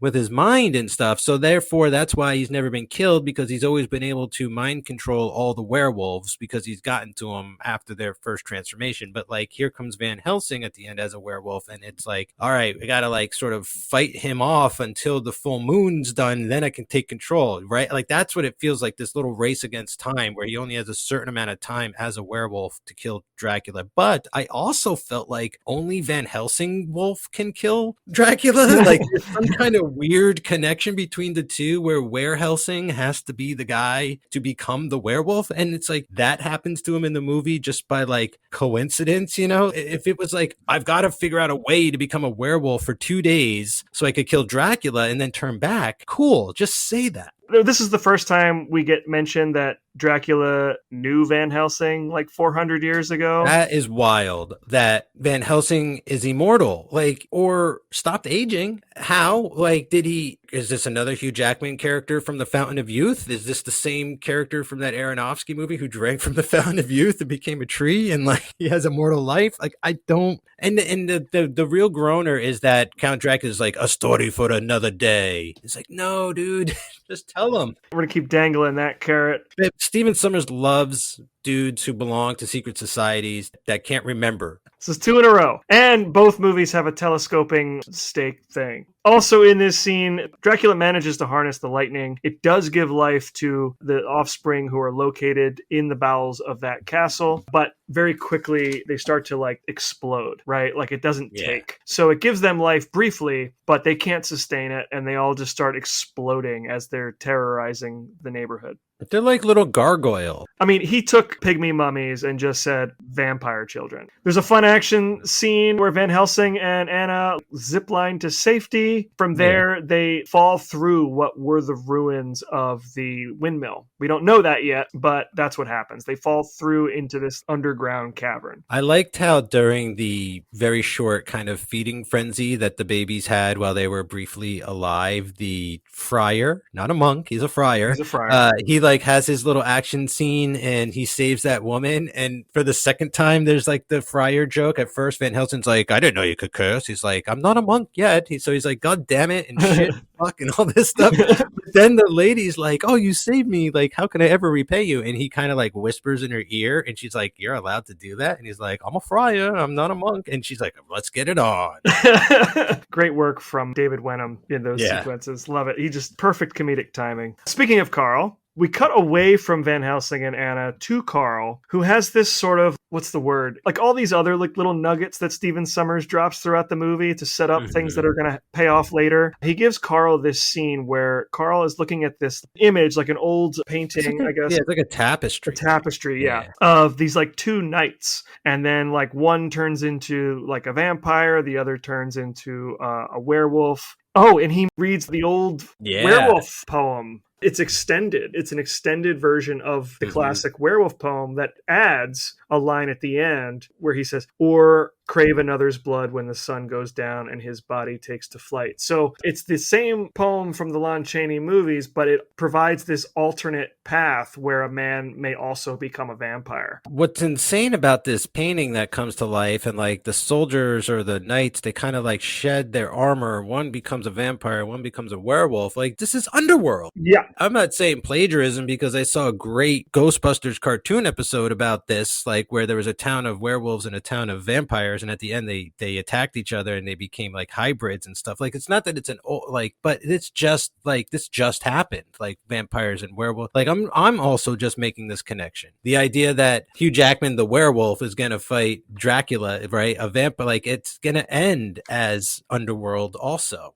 which just occurred to me. I guess it works. Interesting edit to the original mythology, I thought. It still works for me, though. Like, I like the idea that there are these two warring tribes on the planet. One's werewolves, one's vampires. I think that's why, like, I kept going back to the Underworld stuff, you know, because it's just a very clear cut. I mean, I guess it's like, you know, it's bigotry and all that kind of thing. Like, they should just really get along in the end. But it's one of those kind of stories of like, yeah, they're so different. They don't realize like they should be, you know, working together. So we cut back to Van Helsing and Anna, who encounter Frankenstein's monster, who's been hiding out down below the ruins of this windmill for what, like a whole year? Can't believe that Dracula didn't check. Igor didn't lead like a search party or didn't have some kind of, you know, detector. He put a tracking device in the monster, you know, like that. Oh, that's kind of a cool idea. No, instead he got like an Iron Man arc reactor in his chest. It didn't occur to me. He's also got that in his head too. He's got one in his head, yeah. His head pops apart. It's crazy. It's like a Beetlejuice action figure or something. Yeah, I wrote that down as a note. I loved that bit because they fight Frankenstein's monster and then they realize, oh, hang on, he's not evil, which becomes important. I love eloquent Frankenstein. Yeah. So great. This is such a great interpretation. I wish he was in more of the movie.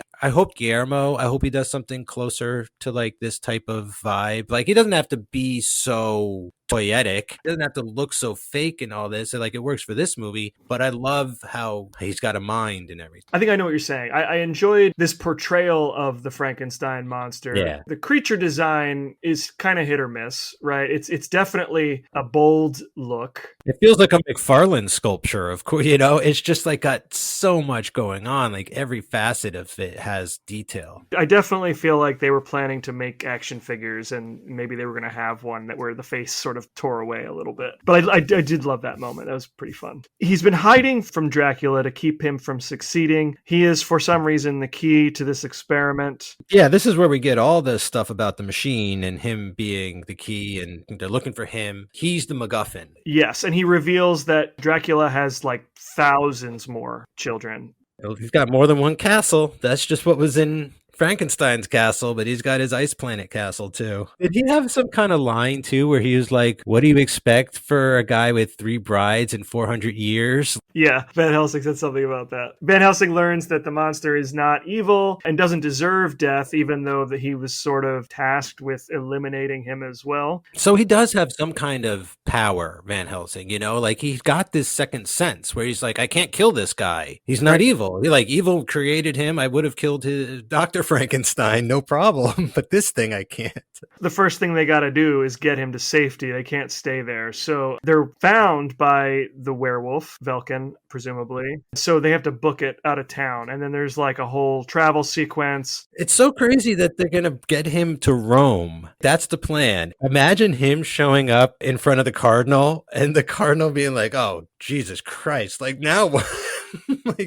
like how do we hide this? This is supposed to be secret shit, and you're bringing him like back to Shield headquarters. Like what? Right.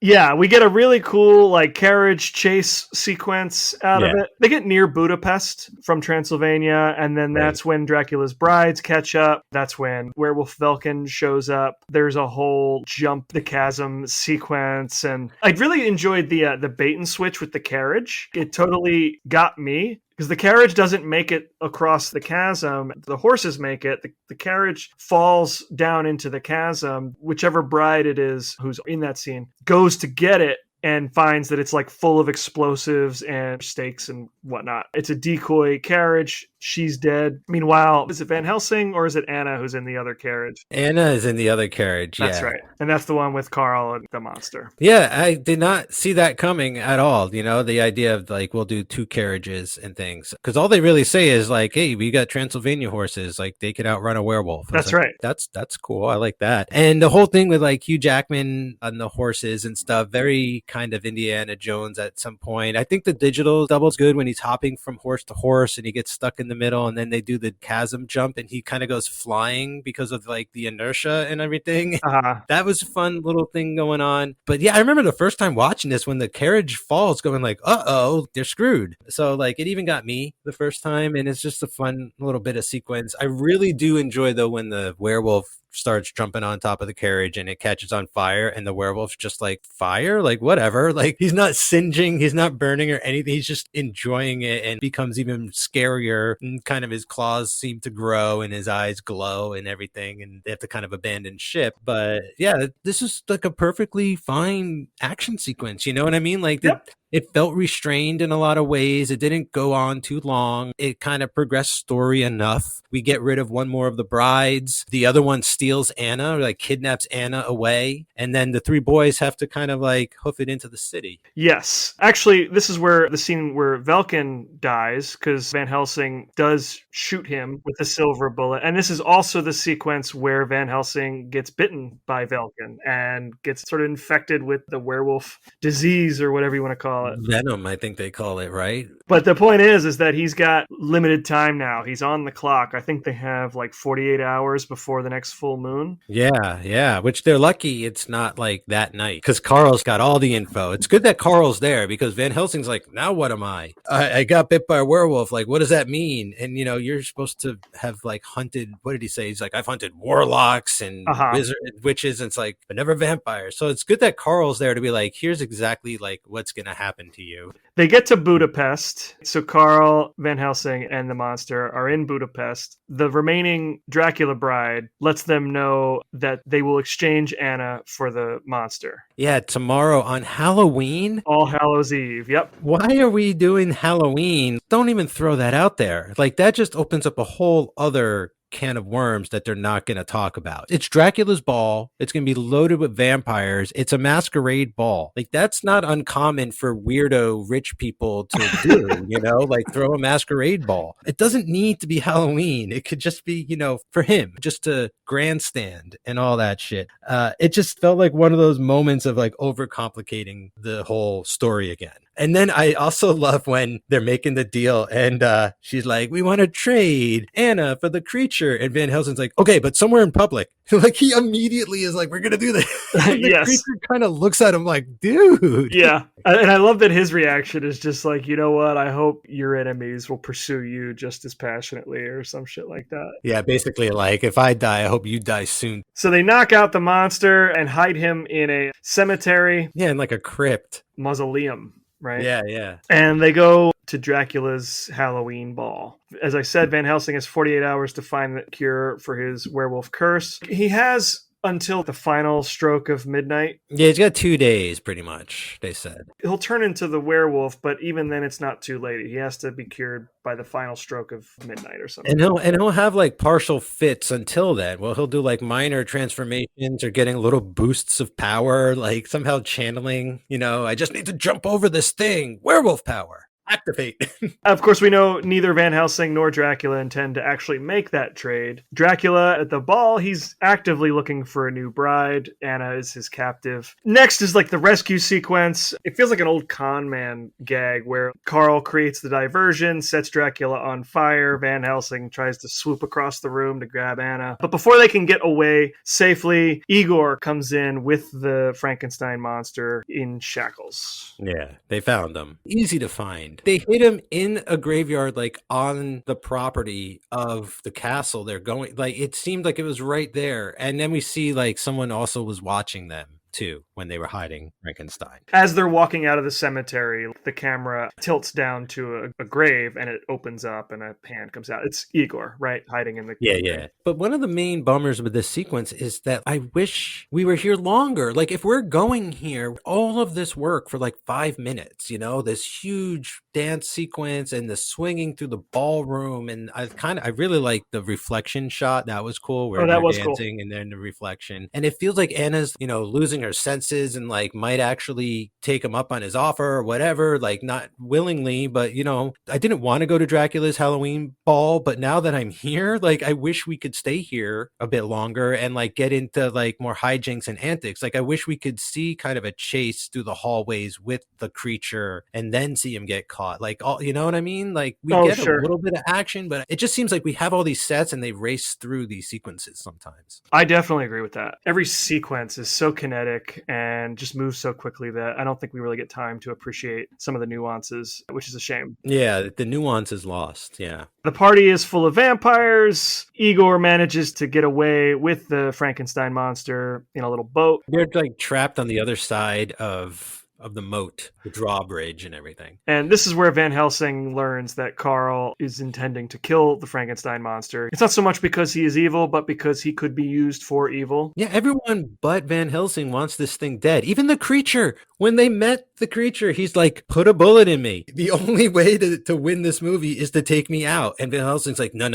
We're bringing him the rope. Now we get another information dump. This time, Carl kind of lays everything out. This sequence always spins me in circles. They talk so fast. This is like exposition 101, how not to do it. Yeah, this is like the Universal monster version of National Treasure. Oh, that's a great comparison, But why did it suddenly become National Treasure?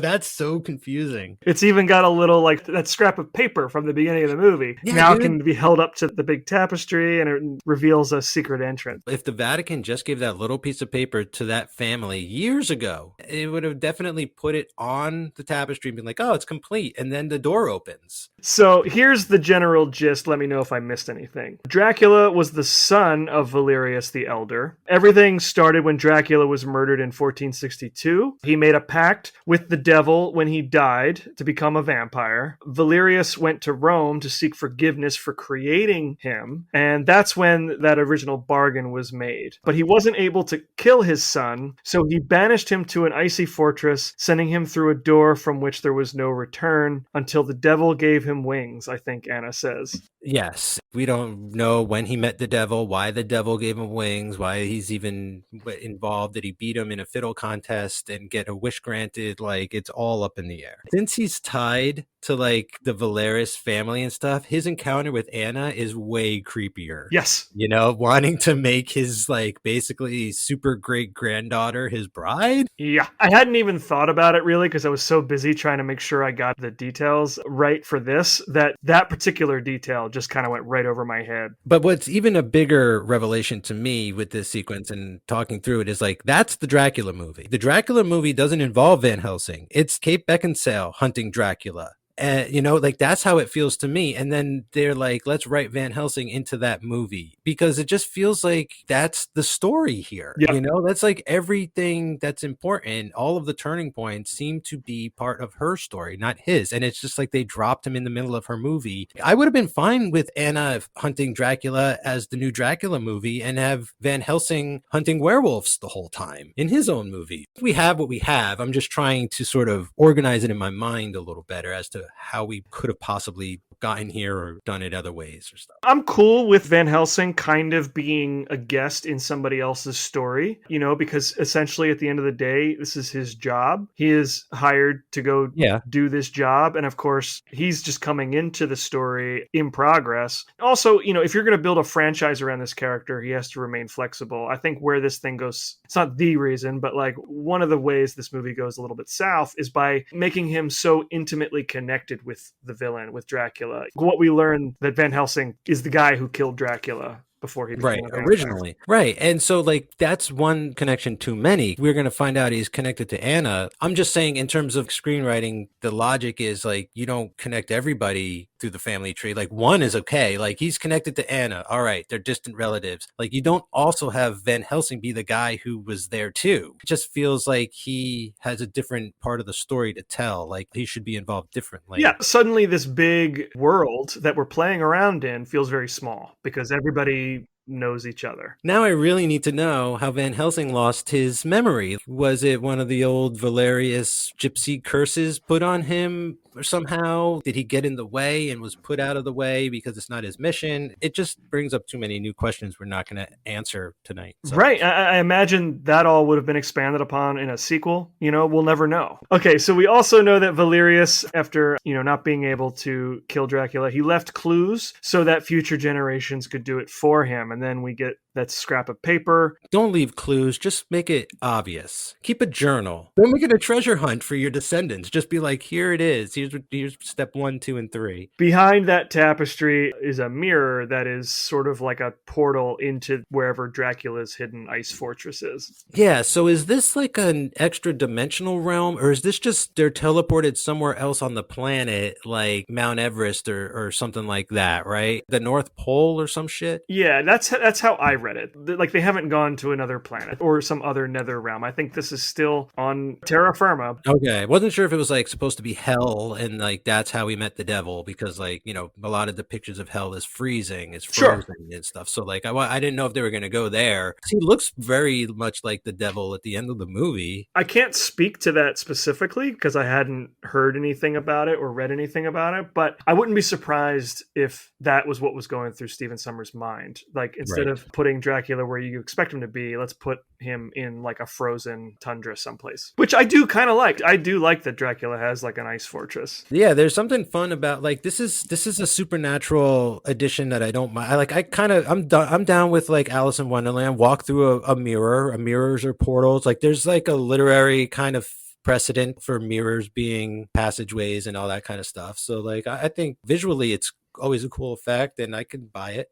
Especially at this point in this movie, Hugh Jackman's about to become a werewolf. Walking through a mirror is the least of my issues.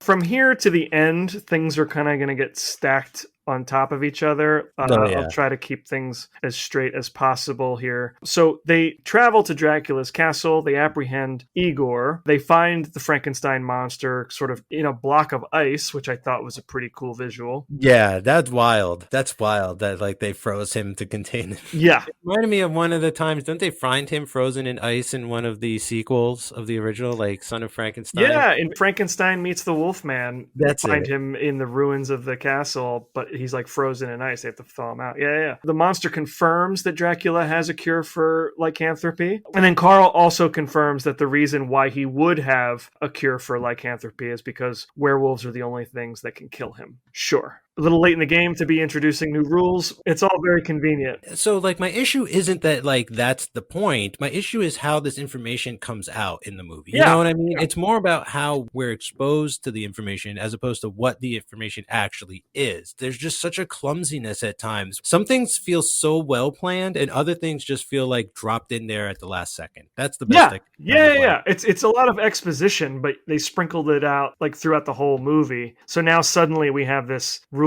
that we need to understand. Yeah, because what's about. the difference if we knew that at the beginning or the end? You know, he was going to get turned into a werewolf anyway. Right. Set it all up when you're setting up the universe, when you're setting up the movie. Yeah, and I think if you can't do the majority of it at the beginning, then you have too much. Yeah. That's right. Just don't do it. Here's the deal. Van Helsing has to kill Dracula and cure himself before the final stroke of midnight. Dracula begins his experiment to bring his children to life now that he has the Frankenstein monster. To do so, Igor takes Anna and Carl to the werewolf cure. I kind of like the visual of this. It's like this big syringe filled with red liquid suspended in a viscous solution. And I love that Carl's like real hesitant to like stick his hand in the viscous solution. It reminded me of like the rose from Beauty and the Beast. It's like sitting in its own room, displayed in the center, just like don't touch. So while they're in that room, Igor, of course, double crosses them, locks them in the room. Dracula's bride, his final bride, comes in, and that becomes like a whole sequence. Yeah, the viscous material turns out to be like acid, like some kind of contained orb of acid that isn't harming the needle or the syringe, but it horribly scars the bride of Dracula. Yes, so it does that, and it tears a big hole in the gate, right? Which leads to Carl fighting Igor, who's got this giant electric cattle prod. And there's like this huge storm going on, and they're on that like real rickety kind of bridge, right? Because like they're in like one part of the castle while Van Helsing's in the other, and there's like this super long, couple football fields length, like this old bridge made of stone, and it's like crumbling, and it's got this made me think of Castlevania a lot because it's got like those fire things that you would hit with your whip and they would turn into hearts or something. Like there's tons of those in this sequence. Yep. It's just like kind of riveting stuff, you know. I'm actually kind of digging a lot of this stuff at the end here. We're all here together at the climax, you know, for better or worse, and I think it's actually playing out pretty well for the way the board has sort of been set up. Yeah, I sort of lose track of Van Helsing here. He is trying to rescue the Frankenstein monster. He's like unshackling him. I love that moment where he's like, you know, this is going to hurt. And he's like, I'm accustomed to pain. It's a great, great moment. I wish he had said, life is pain. Well, he at one point says friend. Forget at which point that was, but he did get a chance to say friend. I wish he had said it in like several languages. That would have been hilarious, like amigo. So while the monster is now free, Van Helsing becomes tangled with Dracula for their showdown. First of all, this is like a rematch. I like that about certain movies where like they met in the middle of the movie and they didn't really fight, but like for lack of a better term, like Van Helsing like kind of lost, you know, like in a matter of speaking, and now it's like kind of a rematch. Like I guess the first one was more of a battle of wit and will, but like this one is going to be like a wrestling match. Yes. Igor is chasing Carl across the bridge. While that's happening, lightning strikes the Frankenstein monster, which animates Dracula's kids. The monster escapes and then like swings down the side of the castle from a giant rope or something. I think it's one of like the electricity cords or like one of the wires.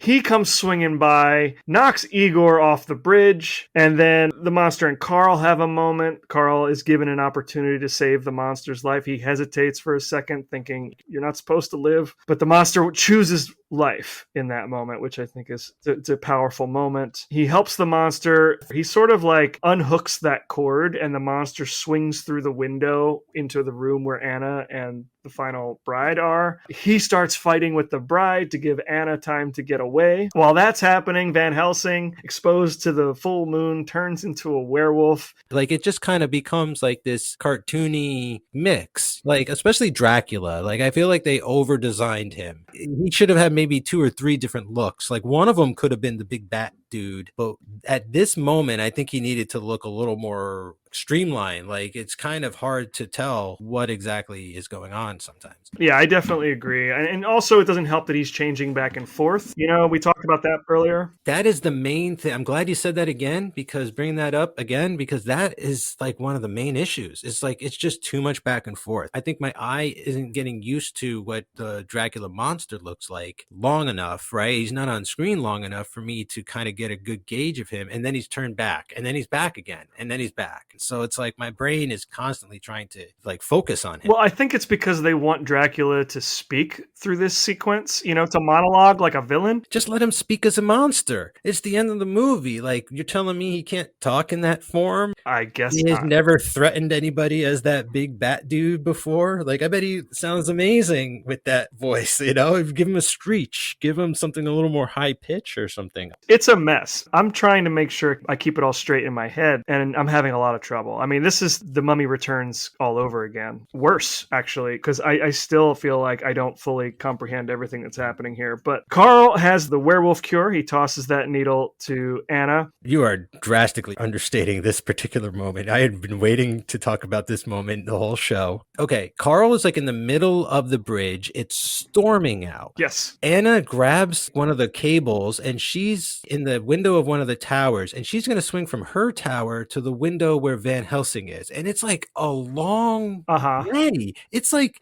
I said, like multiple football fields, like 500 yards, that bridge. Why are you building such big castles? And she's swinging down, and in the middle of the swing, she's like, Carl, chuck me the syringe. and Carl's just like, you got it. And he just, pure luck, just tosses it at the perfect moment.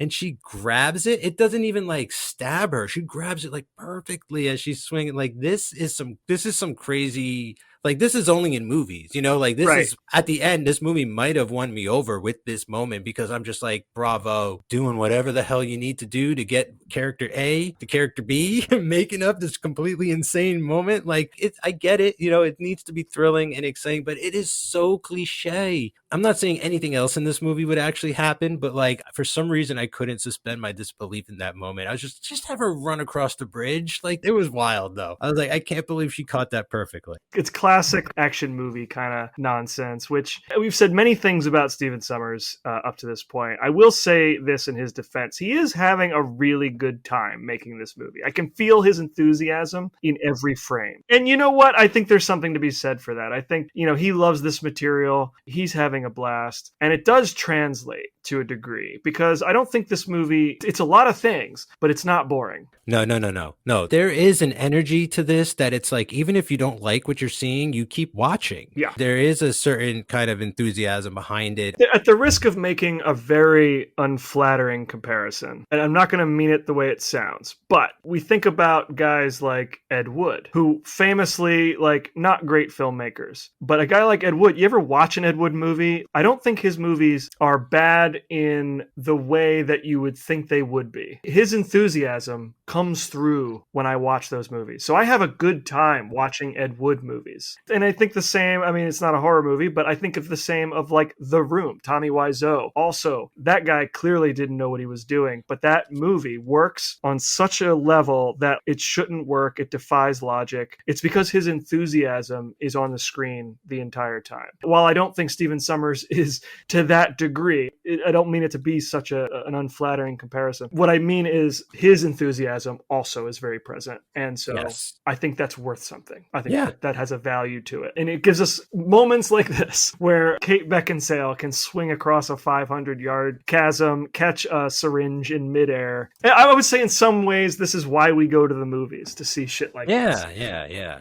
After she gets the syringe, Anna's attacked by our bride, but Carl tosses her the stake, end of the bride. Now we're back with Van Helsing. This is an interesting new werewolf thing I've never seen before. A cloud passes across the moon. He turns back into a man. If I'm not mistaken, shirtless Hugh Jackman this time. Shirtless Hugh Jackman. Again, like, just let him talk as a werewolf. Like, I think that's why they're doing it, right? Because they want him to be able to talk and have a conversation and stuff. Yeah, because that gets back into an argument, not an argument, but like a discussion we have where it's like, well, the moon, technically the moon is always full, but like, what time of day, this and that. Yeah, up until now, it's never been about exposure to the moon. It's just full moon, moon's out, turn into a werewolf. Yeah. So, yeah, this is where we learn that it was Van Helsing who killed Dracula all those years ago. The moon exposed again. Van Helsing changes back. He kills Dracula. And then, like, immediately, Anna is in the room. He attacks her. Yeah, they have this whole situation where it's like, first he bites the throat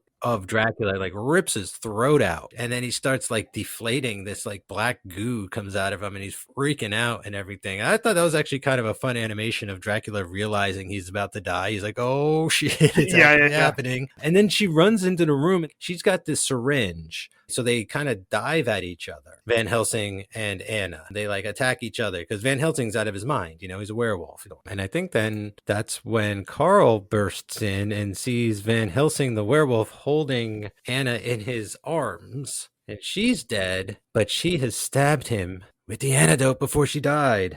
They like sort of attack each other, right? Werewolf Van Helsing and Anna. And in that struggle, Anna is killed. And before Carl can, I guess, stake him with that silver stake, he turns around, grabs his wrist, and we see the syringe has been injected into his abdomen. He turns back into Van Helsing, but Anna is dead. He doesn't just turn back into Van Helsing, though. He lets out this howl as the wolf, and as he's like shedding his fur and turning back into Hugh Jackman, it goes from a howl to the word no. It is like one of the greatest no's in action movies. It goes from like a wolf howl into that. It was like, oh no. That was actually brilliant. One note I discovered about this particular scene. So Stephen Sommers said on the commentary that he sort of envisioned this as like looking like the cover of a paranormal romance novel. Oh yeah. You've got the beautiful woman on the chaise lounge, and you've got a big werewolf, kind of a Beauty and the Beast kind of image, which I thought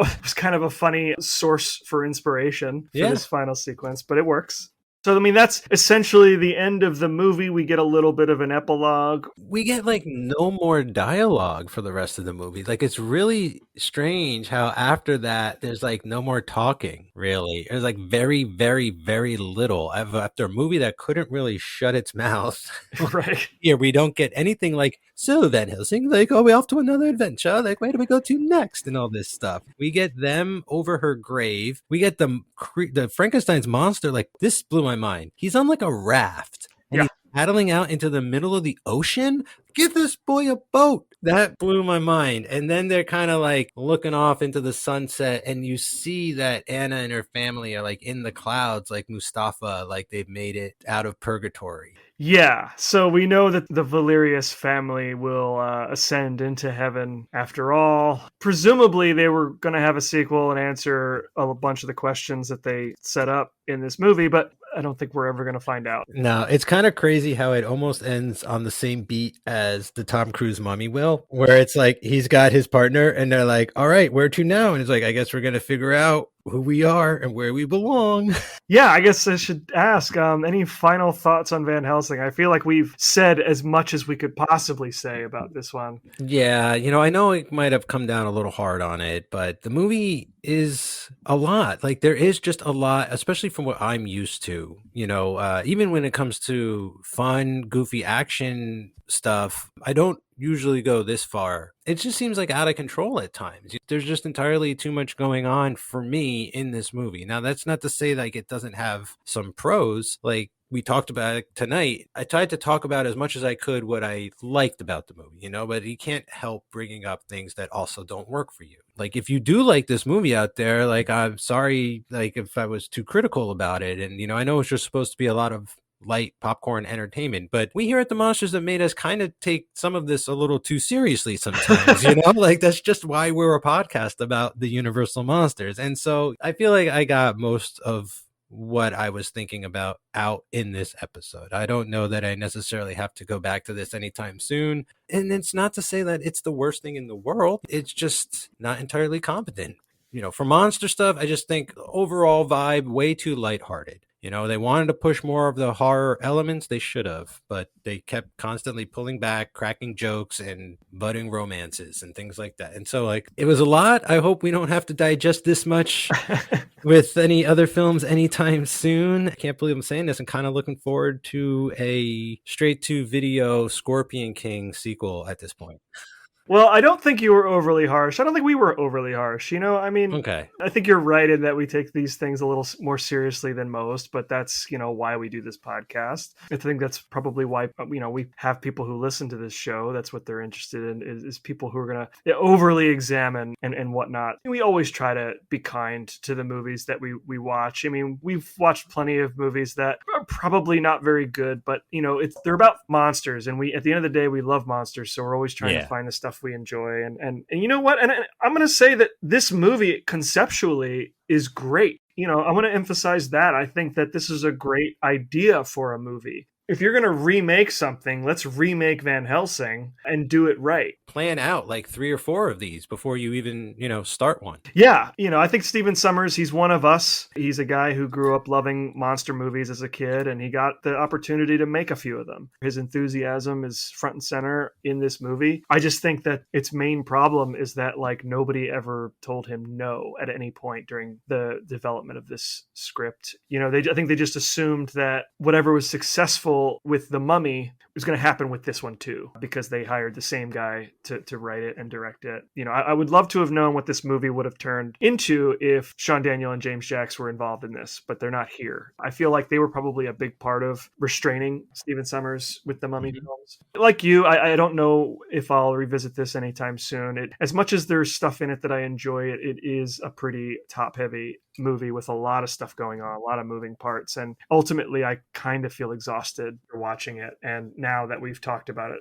for so long, I'm ready to put it away and maybe revisit it in another decade or so. Sounds good to me. Well, that about wraps it up for this episode. But don't worry, we'll be back Friday, March 29th for the epic conclusion to the Mummy trilogy, The Mummy, Tomb of the Dragon Emperor. Oh, man. We have to watch that before we get to the... Oh, gosh. Oh, man. I didn't want to burst your bubble. I also am kind of looking forward to a straight-to-DVD Scorpion King movie, but we have to get through the final Rick O'Connell Mummy movie. Just a little teaser. It turns out I have seen this movie before. I blocked it from my memory entirely, but my Letterboxd review came up recently, and I have to read that next episode. It is hilarious. I totally forgot watching this movie and logging in on Letterboxd, but I can't wait to read that. Awesome. Well, I look forward to that. In the meantime, you can follow us on X, aka Twitter, at MonsterMadePod. We're also on Blue Sky at MonsterMadePod, and on Instagram and Facebook at The Monsters That Made Us. You can follow me pretty much everywhere at Dan Colon. And Mike, where can listeners find you? You can find me and all the other shows I do on cageclub.me, and you can find me on Twitter and Instagram on _Mikester.